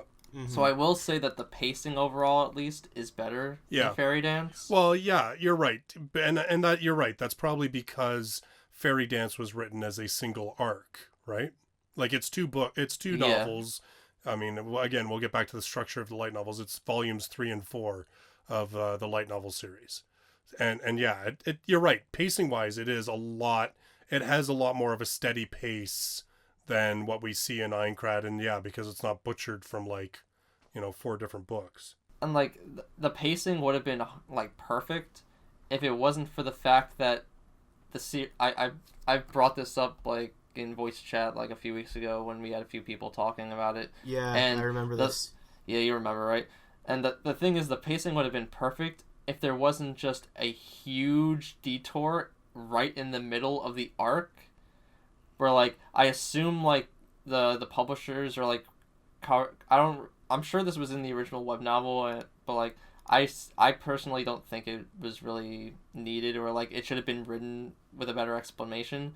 But basically, in the middle of the arc, when Kirito and Leafa are heading towards the World Tree, basically the whole point of Fairy Dance is that there's different races that have their own guilds and stuff, and basically there's a conflict between a couple of different races, and Leafa is called by her race to help out with the situation, and she basically tells Kirito that, oh, I have this problem that's going on, let me go do that thing, you go on ahead and I'll meet you later. And then for whatever reason, Kirito, who knows he has a time limit to get to the tree to rescue Asuna, decides that instead he's going to go and follow Leafa and get into this conflict that he doesn't know how long it's going to take. And like it completely like in my opinion ruins the pacing halfway through, because like the whole thing with with Aincrad is that the whole big dramatic take was that like if you die in the game and if you die in real life, and then for Fairy Dance it was you have this time limit where you have to rescue Asuna as soon as possible before she's married off to this creepy scumbag rapist. Yeah, something I also want to point out about that marriage that I kind of realized more when I was reading the book. Also, I feel like the book kind of reminds you of that time limit a lot better than the anime. They only bring it up in the beginning in the anime when they remind you of it like every every like year a and week there. to save your girlfriend before she gets raped by a creepy rich dude. Yeah. Here's the thing also, because Asuna is like the daughter of this like isn't it like a tech firm or something? Yeah, it is. Like her Yeah, dad so, like, works for if she gets married the game. if she gets married to Sugo, that means that like in maybe a decade or two, I don't know, when Asuna's dad kind of steps down, that means creepy rapist Ferryman is going to take control of one of Japan's biggest tech firms. Yeah. That was his whole idea. wait, That's that was why his he's whole marrying her. motivation. It's a political marriage. They did like they used to do this like back in the Sengoku era as well. Like they would marry off daughters and sons to secure alliances or have hostages. Yeah. You know, Yeah. like I'll give you my daughter and you won't invade my lands, or you won't invade my province, or we swear. Yeah. That was his whole motivation throughout the entire arc. He pretty much came out and stated that, I don't really give a shit about Asuna personally, but you see, I have her father sees me in good standing, and then as soon as I marry her, I'll be within the family, and then as soon as he's out of the way, I'll be in control of pretty much everything. Yeah. So like, if he wanted, like, why couldn't the father just adopt him? Because his daughter's like comatose. Why not just adopt him into the family? They also did that as well. Well, he kind of did though. Wasn't that one of the points that they kind of said that like he had been accepted into the, like I guess not officially, but was kind of accepted by the family? Like that was why her dad was trying to hook them up, wasn't it? Yeah, but if he's like been adopted by them, like he's been like adopted, then he would have like claims to any inheritance. Like he would have claims to it anyway. Yeah. Well, yeah, I don't. Again, like we brought up earlier. I mean, the whole marriage thing is incredibly questionable, whether that's even legal or. It would never work in real life. Like I said before in my rant, like if anyone like sort of the left-leaning kind of side of things heard about this, they would be having a field day. Yeah, like it's a human rights violation. Like it's just I mean it's not realistic, especially when this book is supposed to be what, like another 10 years from now? I think it's like in 2024. Literally, like all Kirito had to do was record this conversation, upload it to Twitter or YouTube, and then a bunch of people would be like marching to Japan to protect Asuna from this creepy rapist. But again, like either way, my point in bringing that up was that I felt like it was a lot more clear-cut in its explanation inside of the novel than it was in the anime, where I kind of forgot about it halfway through. Yeah. Well, I mean, but Flyze brings up a good point. Like, you know, you were talking about that whole pacing thing, and like, why does Kirito all of a sudden slam the brakes on and is like, oh, well, let's do your thing? And, like, I was finishing, why do you care about this conflict that's not important to him? I was finishing, explaining why it, like, has relevance, and, like, so, like, you later find out, like, why he did it, but, like, basically, like, when he gets to the World Tree, it's revealed that he goes into the World Tree, and there's a ton of AIs that are extremely high level, and it's pretty much impossible to fight through all of them to get to the top of the tree, and that the only way to actually win the game is for multiple races to band together and fight off the AIs together, except, like, this isn't knowledge that I skimmed through the books before we did this, so I'm pretty sure they didn't mention it, but, like, they never mentioned to Kirito beforehand that he needs the other races to help him out. Well, they did say, well, so, like, he needs an army. No, you're right. Like, they did say, like, the one thing they did say about it was, they did say the whole thing of whichever race gets to the top gets, like, special powers, whatever, but nobody knew, like, what was actually going to happen when he opened the door. At least, like, nobody, like, I don't recall them ever saying anything to him about that. Like, he didn't know until he walked in there and got his ass beat the first time. Yeah, in this case, it's more of a, like, oh, it was the friends I made along the way. Oh, God, yeah. Yeah, except, like, what I said before is that, like, if, like, Kirito actually, like, took the time limit seriously, he wouldn't have thought about them and would have been like, okay, I gotta get to this tree as soon as possible. And, like, the whole reason for him not using logic and just going off to the side and doing this side quest that's going to waste X amount of time. Yeah. It's just basically like a written excuse for why they just randomly show up to help him out at the end. And even when they do help him out, like, they're like, I don't care about any of these characters. Like, they don't really have characters. Like, they're kind of just there. Like, I don't think I remember the names of any of them. Like, didn't have. Neither do I. Like I can at least remember the side characters from Aincrad. I have no clue who any of the characters from Fairy Dance were. Whether it was any of the fairy race leaders or Silica's we never see them clinging again. Best friend. They're not relevant. No one cares. There's, who gives a shit? But neither are the harem girls. But okay, but yeah. Well, like in any important relevance, anyway, they're not important. Yeah. Well, I kind of feel like to me when I watched Fairy Dance, I was like, and when you read the light novels, this was my experience. So I read Aincrad first. To me, it reads very much like a book that is someone trying to win a light novel contest by saying he's clever. Look at this neat idea I have. Oh, look at me. I actually am trying to show a relationship between a boy and a girl and how they fall in love. And, oh, here's the twist of the bad guy and all this kind of stuff. Like, it reads more like that. And then all of a sudden it's like you get into Fairy Dance and it's like Bio said, like, it's like, let's go Fetish City. We've got like the Siscon and we've got tentacle monsters. We've got bad guy who's a rapist. We've got, we're going to have Asuna getting her top ripped off. We're going to have this and, and like you said, like, it's this whole thing, like, and it's also like, to me, it was almost like, Sword Art Online, like Aincrad, there's hardly any real world building. It's like, we don't even have magic. Like, we have sword attacks. Like, that's all we can do. And then all of a sudden he creates Fairy Dance. It's like special moves. It's like Bleach's Bonkai. Yeah. Like, get you go Tenso! And then but then Fairy Dance, and this is what Tom, I think, was saying as well. Then all of a sudden Fairy Dance is like an actual RPG world. You know what I mean? Like, it's got races, it's got magic, it's got rules, it's got sort of a end game goal and all this kind of stuff. Like, it actually feels a lot more like an interesting game world that somebody's created. And I think that when I was reading it, I kind of got the feeling like some of these side stories, yeah, you're right, Flyze, like, in the end, it creates a point. Like, it's like, yay, all my friends came to save my ass, but up until that point, I kind of felt like the reason Kirito does all these side things and stuff, it's just because, Kawahara is playing in this world that he's created.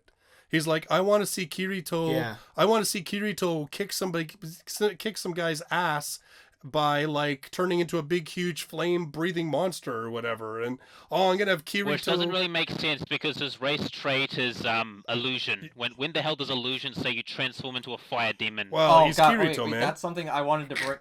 That's something I wanted to bring up in this topic, and that is like you talk about how like the fairy dance arc of like this world seems like way more interesting, but the thing is that they never like dive into like explaining the world or like how the game works, because the whole the magic works. The whole thing with this new game is that unlike in Sword Art in Aincrad, where you just like you're all humans or whatever, and you just get weapons or whatever and you get skills. In this game, the first thing you do when you play the game is you pick a race. So like you're in a faction and each race is supposed to be like unique to each other and they have their own type of like special magic or whatever. Except like except like throughout the entire arc, like other than them being in different factions, race really has no it has no relevance at all to the plot.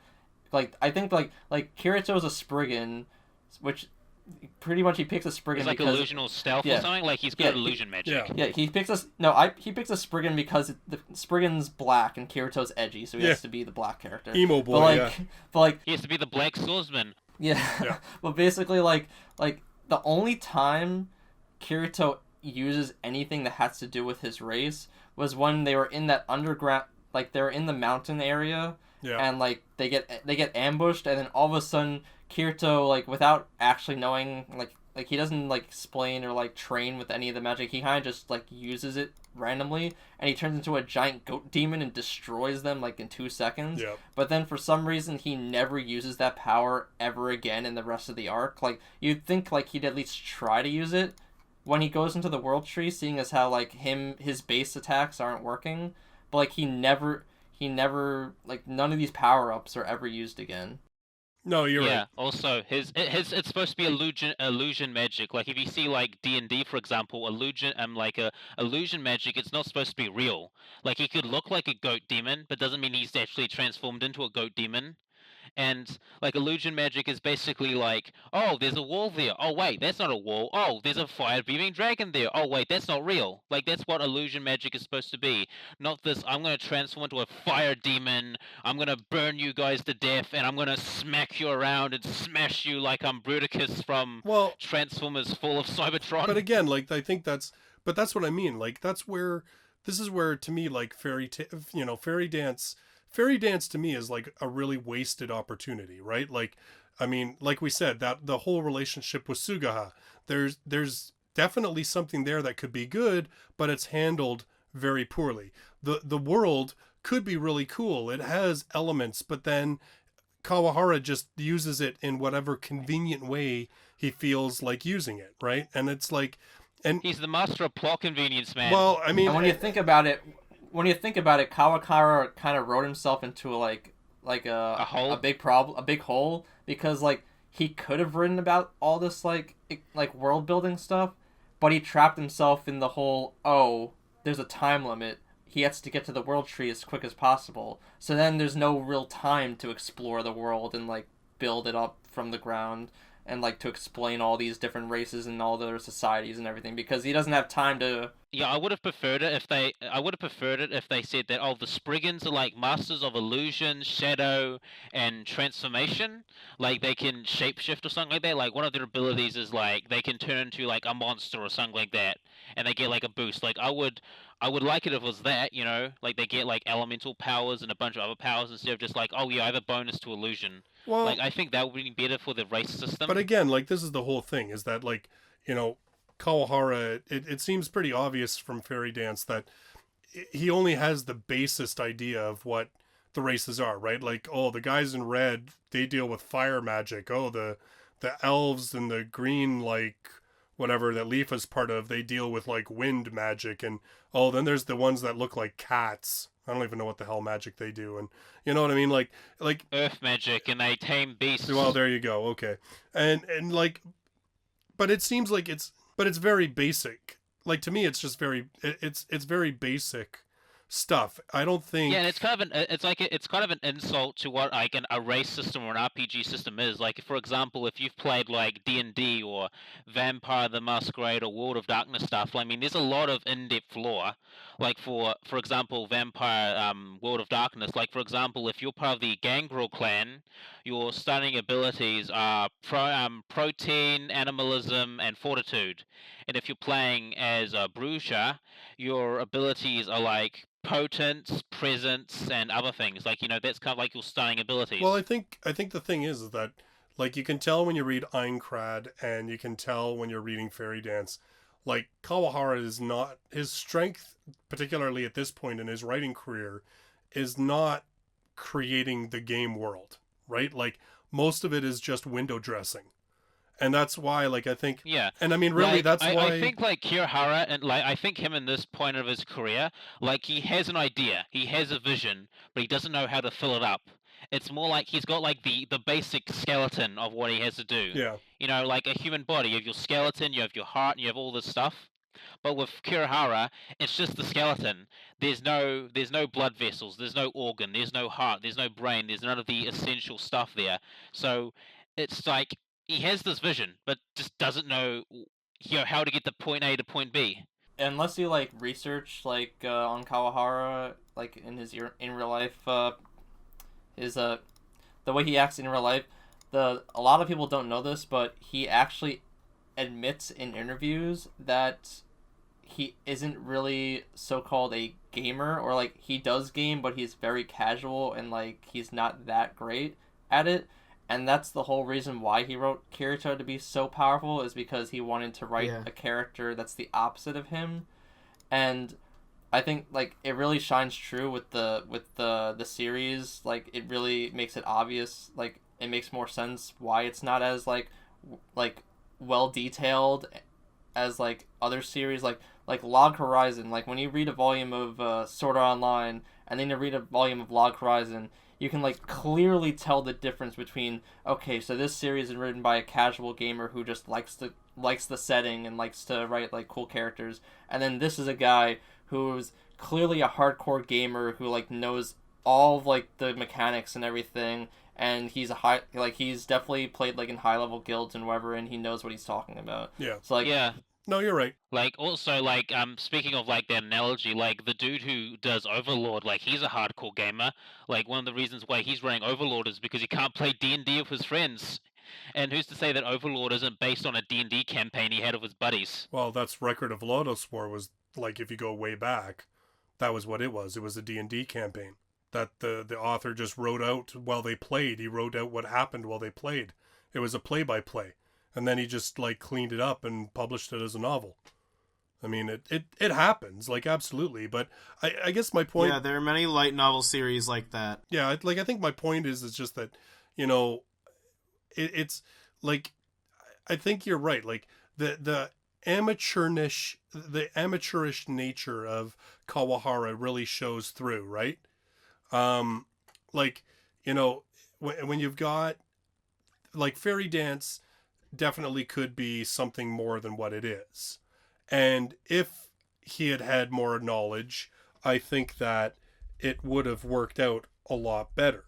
Like, if you take other RPG games like I played, like, for example, Skyrim or Fallout, there's a very clear sense of world building, factions, not exactly races in Fallout's case, but, you know, there's a very set standards. You know, this is the gods, this is how the magic works, this is how this works, these are the enemies you're fighting. Like, there's a very clear, internal, consistent universe. But with Riki Kawahara, it's just like, oh yeah, this is an RPG game, this is all the basics, but I'm not going to fill anything out.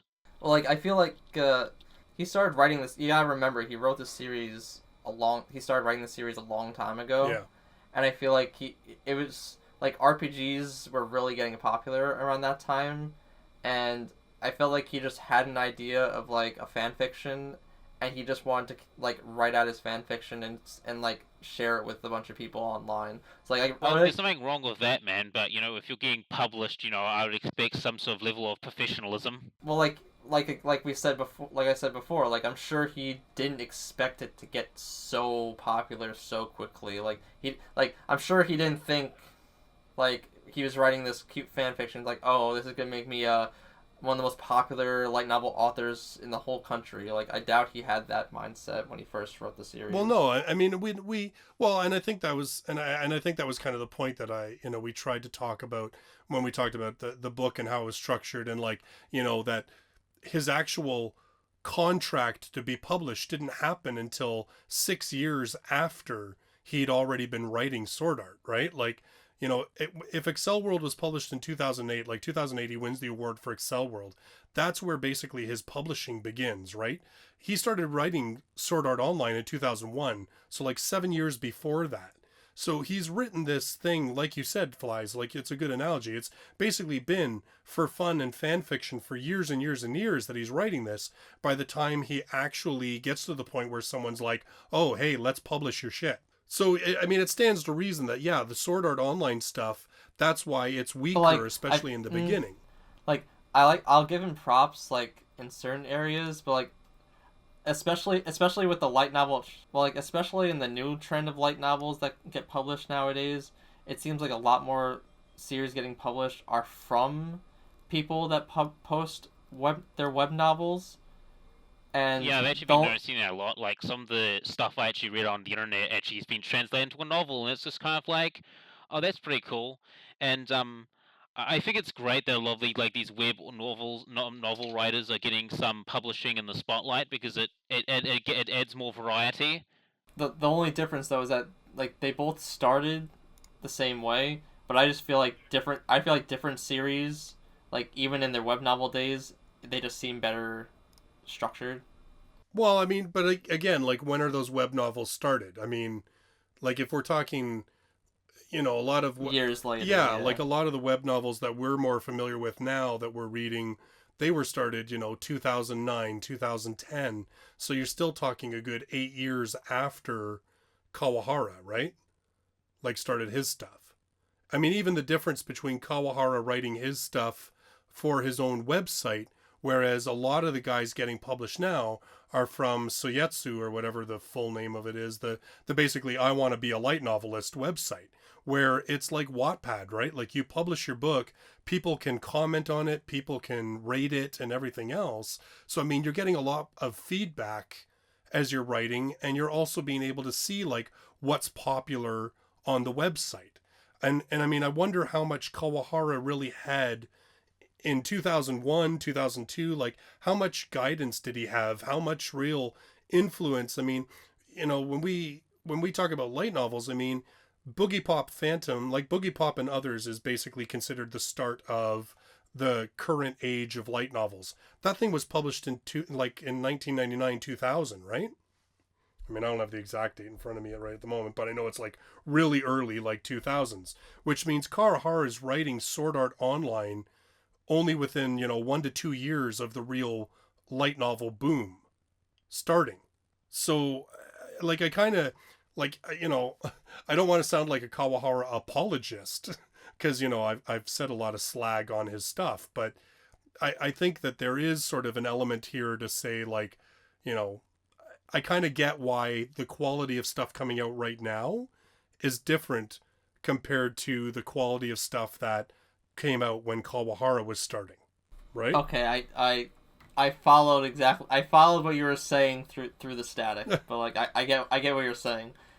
You're basically saying that he started out a long time ago, a lot earlier than all these modern web novels, and that since he published it on his website instead of publishing it on a website that is specifically, I want to get my name out there to be a novelist, like, it's more fan fiction like than like people on these other websites that like are legit trying to become professionals in the field. Are we going to be talking about the butterfly and the seed shortly? Yeah, let's talk about that. Yes, that's the next that should be like the last topic, since it's the end of the arc. Yeah.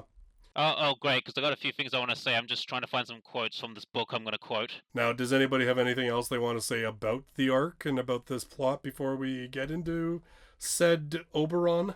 Oh, I'd like to mention that there is a section at the beginning of Volume 4 that is only in the light novel.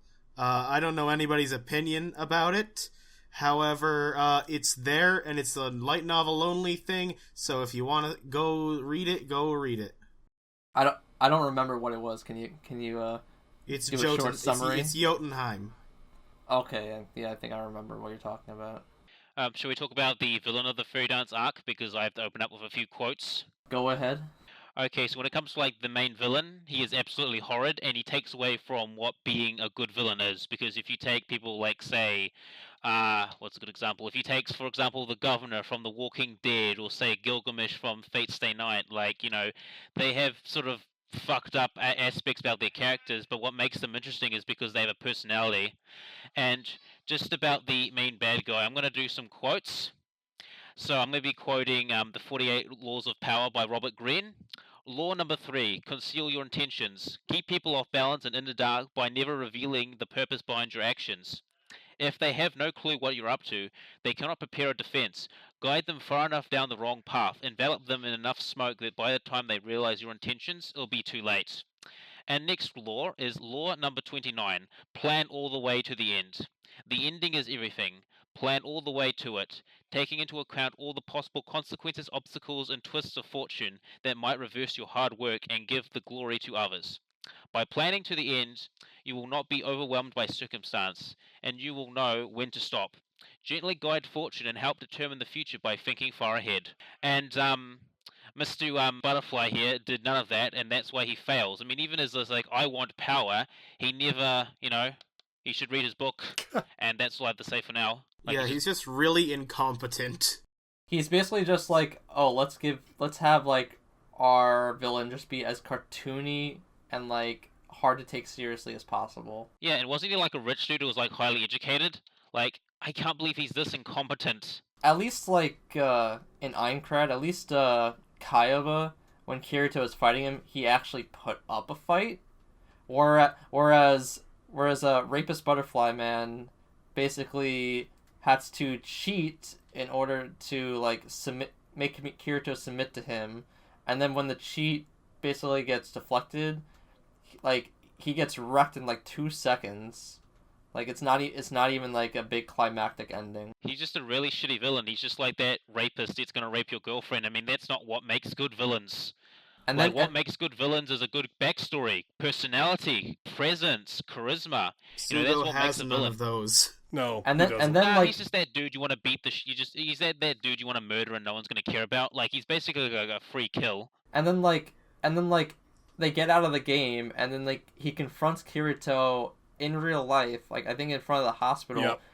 at knife point, and he still gets his ass kicked by this like 16-year-old boy he has no weapons on him. He has a knife, and he somehow gets his ass kicked by the 6-year-old boy. Now, remember, they try to explain that because they're saying he's still kind of like messed up because Kirito turned off the whole pain limiter thing. So he actually did suffer the pain of being dismembered and being stabbed through the face. You can't even use the excuse that like, oh, Kirito's training in the game transferred to his real life skill, because like this is a slight spoiler for Ordinal Scale, but like it's super minor, so like I don't think anyone would care. But basically, like Ordinal Scale is a game in the real life, so like your real life skill matters, and like Kirito is shown to be extremely unfit in the game, in the Ordinal Scale game, which is pretty hilarious.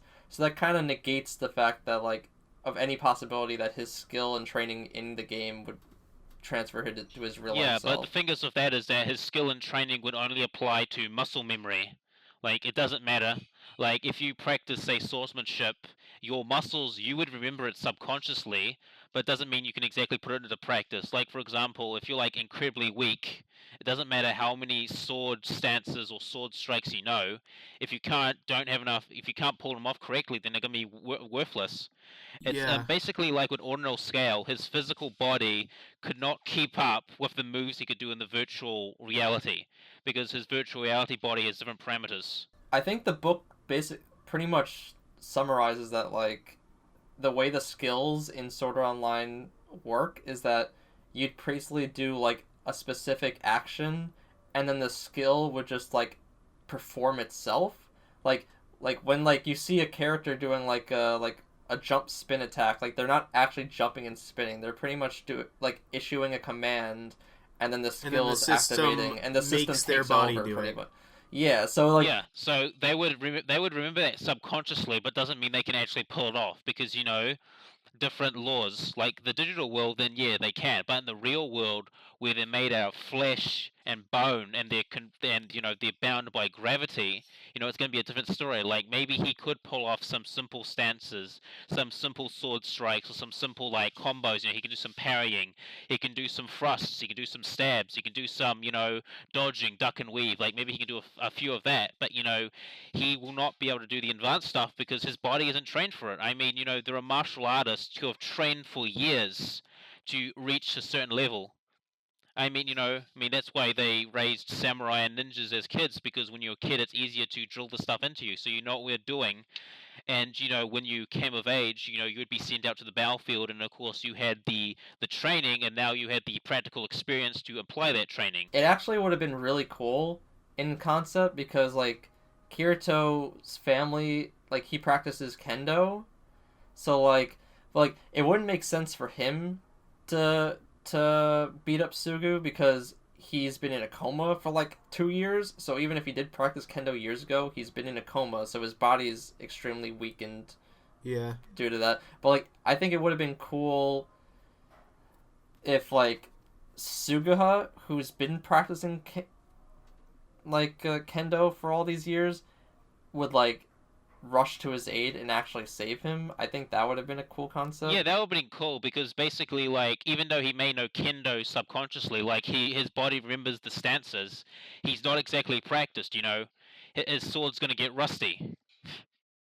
But like in the end, it's pretty much just the villain's really cheesy and badly written, and Kirito is the badass hero, so he has to kind of just win.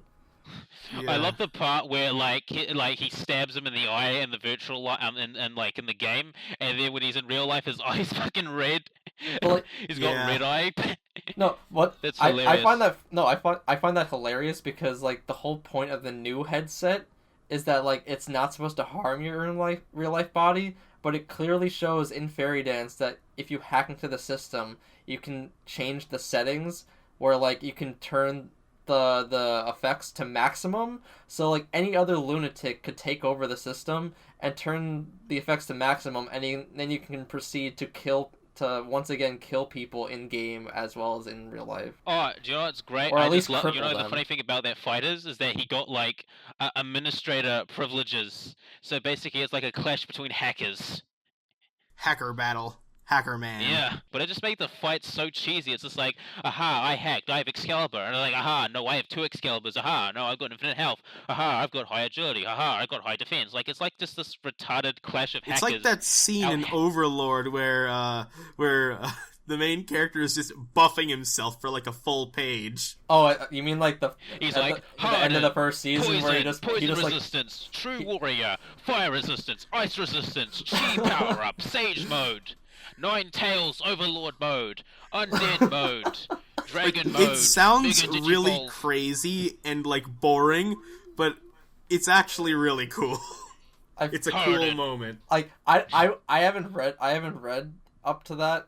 I've only read the first volume of Overlord, but like I feel like the animated version just makes it seem so epic, and then like when I eventually get to volume 3, it'll just be like a whole page of just names of power-ups. He's basically giving himself all the status buffs. It's like extra strength, extra speed, extra agility, aura reading, hardening, greater hardening, ultra hardening. But basically, right. like even the even Kaiba had to hack himself to protect himself from Kirito by basically making himself an invincible object. So basically, to sum it up, the villains of the villains of good one, the villains of season 1 basically all use hacks to fight against Kirito. I call hacks.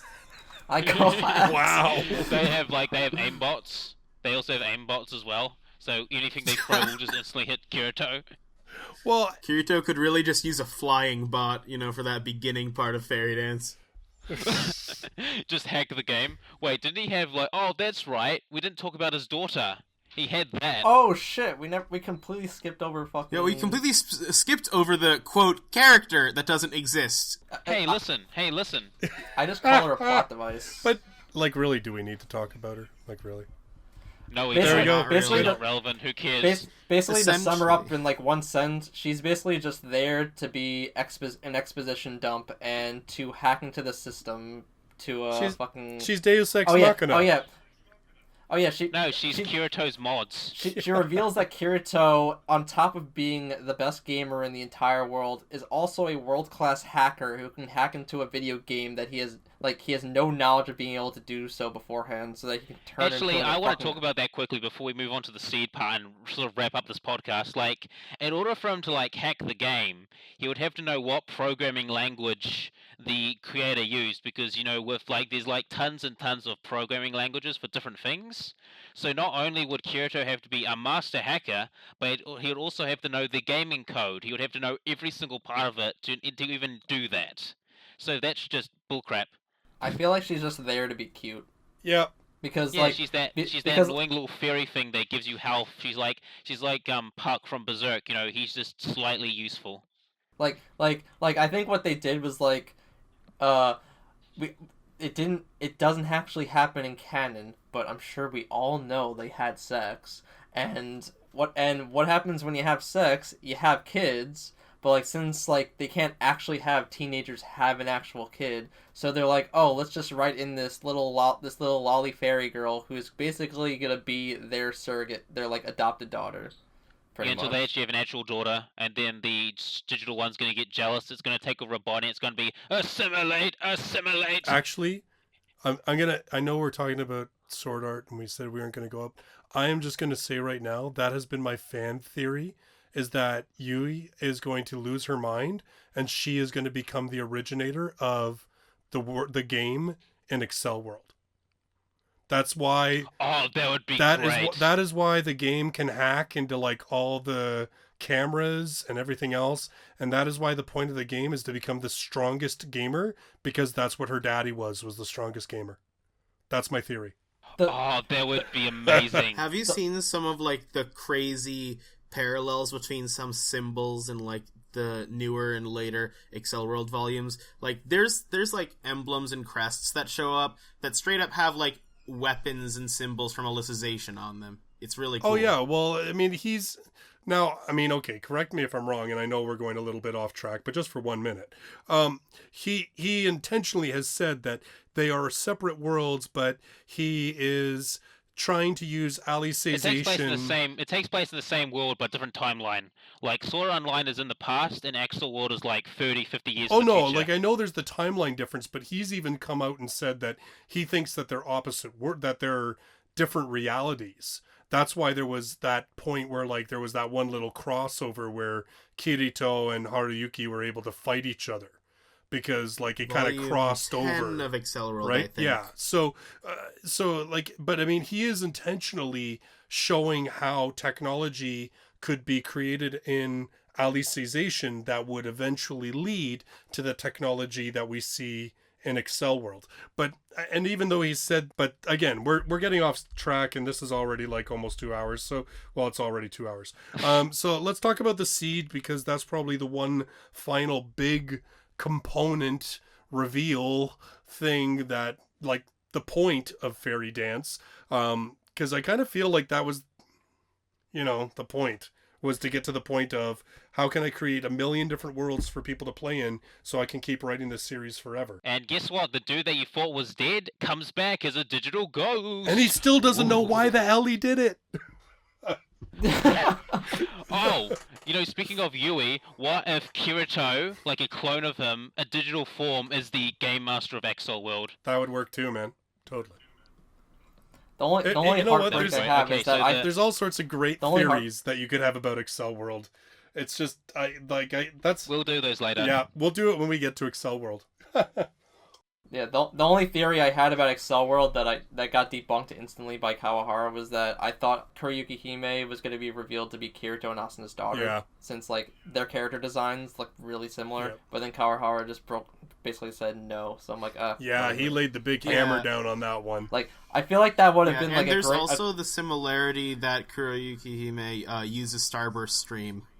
And like she doesn't know she doesn't know her own dad. Like she doesn't like reveal like anything about her family. So I guess like it would have made sense, but like yeah, that's we'll for the probably that's find for the out. Accel That's World. Accel World Sword Online first. Let's get back to the seed. Yeah. That's for the Accel World. Yeah, let's get back to that So because, back to SAO. like I said, we're already way. Well, we knew this was probably going to go long because Sword Art Online.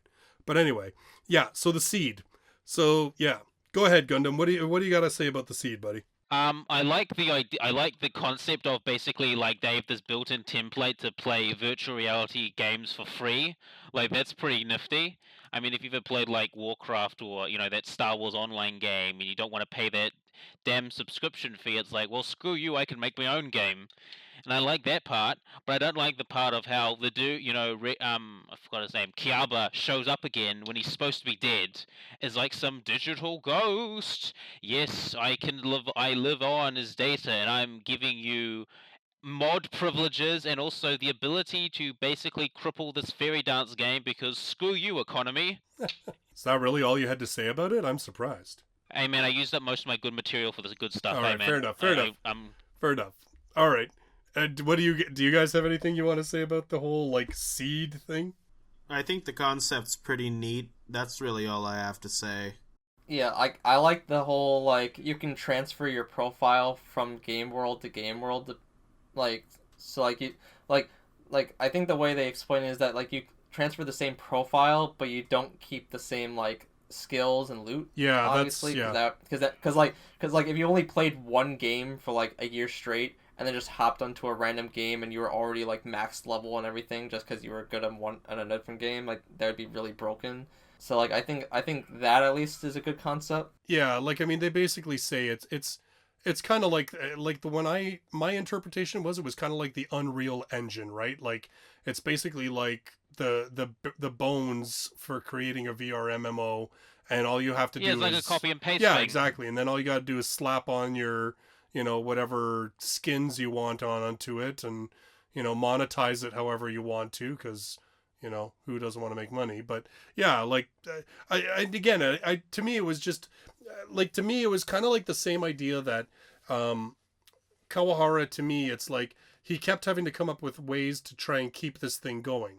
Like Sword Art Online finishes and you're like, any company is going to fall apart, and the likelihood that they're going to launch a VR MMO anytime soon after this is virtually impossible to believe. And yet, well, they do it. Yet they do. Yeah, they do. But then you figure, we nearly died in this video game. Who cares? Let's play another one. Want to play Fairy Dance? Nothing bad's gonna happen there, except unless you're a woman, you get uplifted by the tentacle monster because these guys bought DLC. Like the whole idea of Sword Art Online is that like it's so revolutionary because it's the very first VR MMO game, and the fact that it's the very first and caused the death of 4,000 people, you would think the Japanese government would be like, yo, these are gonna, like, we can't have this, like we're gonna make these completely illegal, or we're gonna have like a shit ton of laws and regulations be built in where like it can take them like years or maybe even decades for them to eventually like come out with more games again. But it just seems like oh, okay, like it's a couple months later, oh, let's have all these video games, like, but we guarantee this new helmet definitely won't kill you, well, and like the whole setup of Fairy Dance, like this whole, Asuna's this damsel in distress. There's like another, 300 people that don't wake up or something like that. What happened to them? Like, to me, the whole seed thing is the Deus Ex Machina that basically is like, we know that no company is going to survive this scandal, but I want to keep writing these books. So I'm going to make it so that any Joe Blow can create a VR MMO, which means it can't really be regulated.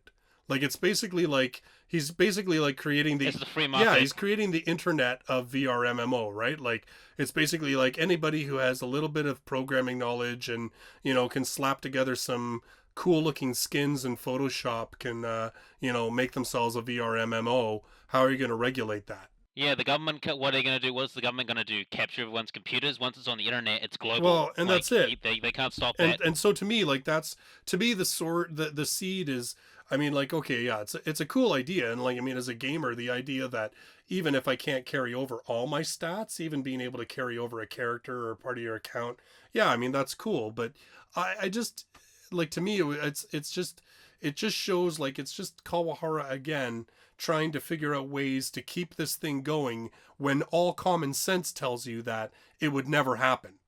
Yeah, but the thing is, if he didn't keep it going, we wouldn't have Gun Gale online, and then we wouldn't have the current arc where Kirito is strapped to a machine. Spoilers. Yeah, well, that's a whole other thing. I think that's just a perfect example of this is an anime, and you just kind of have to go with it, even if like the rules in this wouldn't work at all in real life.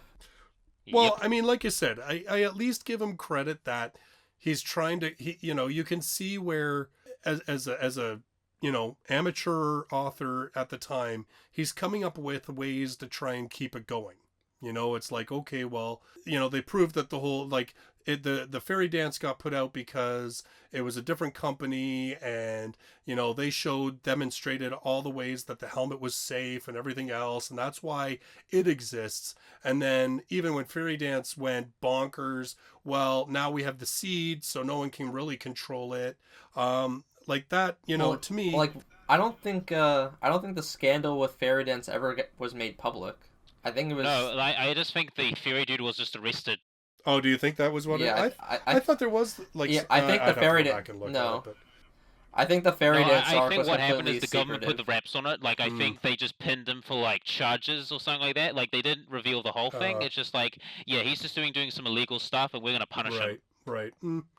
Like, that's the official Well, story. I guess that's probably true, because it's Asuna's dad's company that's in charge of it, and we don't hear about Asuna's dad, like, going bankrupt or stuff like that in any later volumes, which he would have been ruined if that was the case, right? Yeah. Yeah.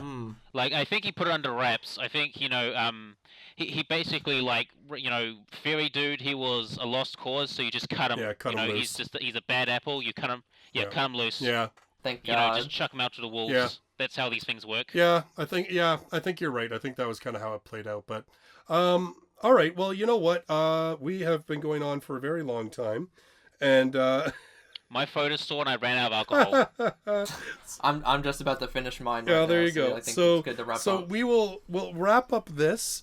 You know, we intentionally only did the first 4 volumes because we knew that there would be so much to talk about, and we would never get it all done if we tried to talk about Sword Art in general. Plus, we would be here for yes, hours. exactly. And I don't want to read any more volumes, please. 5 was What are you enough. talking about? You're saying you don't want to be on the next podcast where we cover like the next 4 books? That's right, man. Come on. I'll think about Mother's it. Rosario. Please don't make it the next 4. At least, like, at most make it the next 3, because like I want to be on the next one, but I'm not gonna be able to read that much. Yeah. Well, like, that's fine. I'll just say this.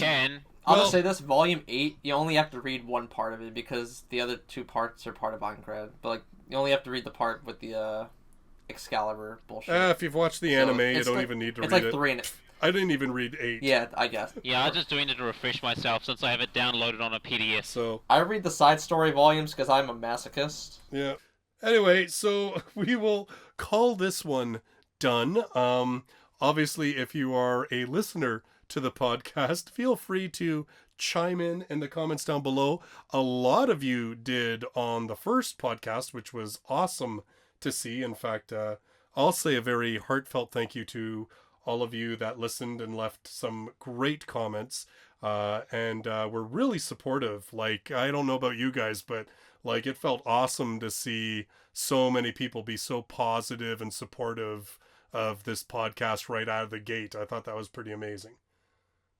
Yeah, it's gonna give me a big head and make my ego level up. So throw in some negative criticism. We need to be sadomasochism. So. Oh jeez, I think Justice. I think you need to close the comments from now on. Oh, really? No, come on. You know, you're gonna make him stronger. Yeah, nope. We're gonna see what happens. Unlimited power.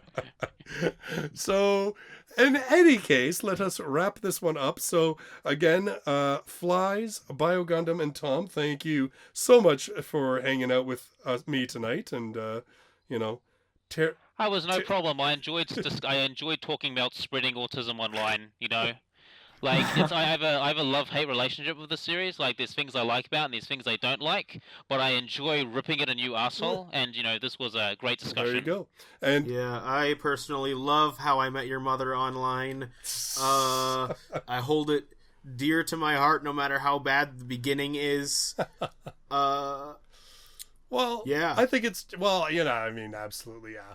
I'll admit, like, this was the first Sword Art Online Aincrad was the first light novel that I bought. Same here. Yeah. So it started this whole crazy journey for me. So, I mean, as much as I... Yeah, Sword Art Online was recommended to me when I was, like, staying in hospital, and these people were saying, when I was getting into anime, and they were saying to me, hey, kid, check this out. It's, like, really good. And I'm just like, oh, this is fine, but there's a few problems. And then when I started thinking about it, I was like, hey, wait a minute. Something doesn't make sense. Well, I think that's kind of the thing. I think Sword Art's something is everything. Sword Art's a great gateway, but then as you start exploring other things is where you kind of start seeing some of the issues with, especially early Sword Art. It's the Naruto of light novels. Yeah, I just like reading. Believe it. The only reason I like reading Sword Art Online is because it's a really, really light read, so I can read through it really quickly, and it's always relevant. Yeah, I can read 4 volumes in a few hours. That's very good light reading for me. Nobody is as quick a reader as you. Yeah, Bio. I know. So I wish I was. I'm the slowest reader ever. So yes. Oh well, just Stone. If it makes you feel any better, I can just read you like the rest of the Realist Hero volumes. Like I'll butcher some of the names, but I can just read it to you. No, that's okay, man. I think I'll read it for myself. Convert it to an audiobook.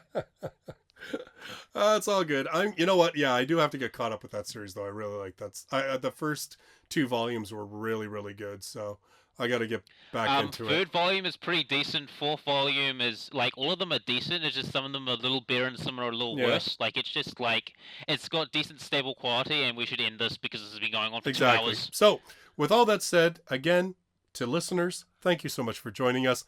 Feel free to chime in the comments, whether it be on YouTube or on the website, and we will be back here in 2 weeks' time with another show, and we'll decide closer to the date, I guess, what that show will be, whether it'll be covering if we maybe have a bunch of really good announcements to talk about, or we will pick another series that we will pick apart. So until then, thank you very much for listening. Thank you guys for being here tonight, and we will talk to you in 2 weeks' time. Bye-bye for now.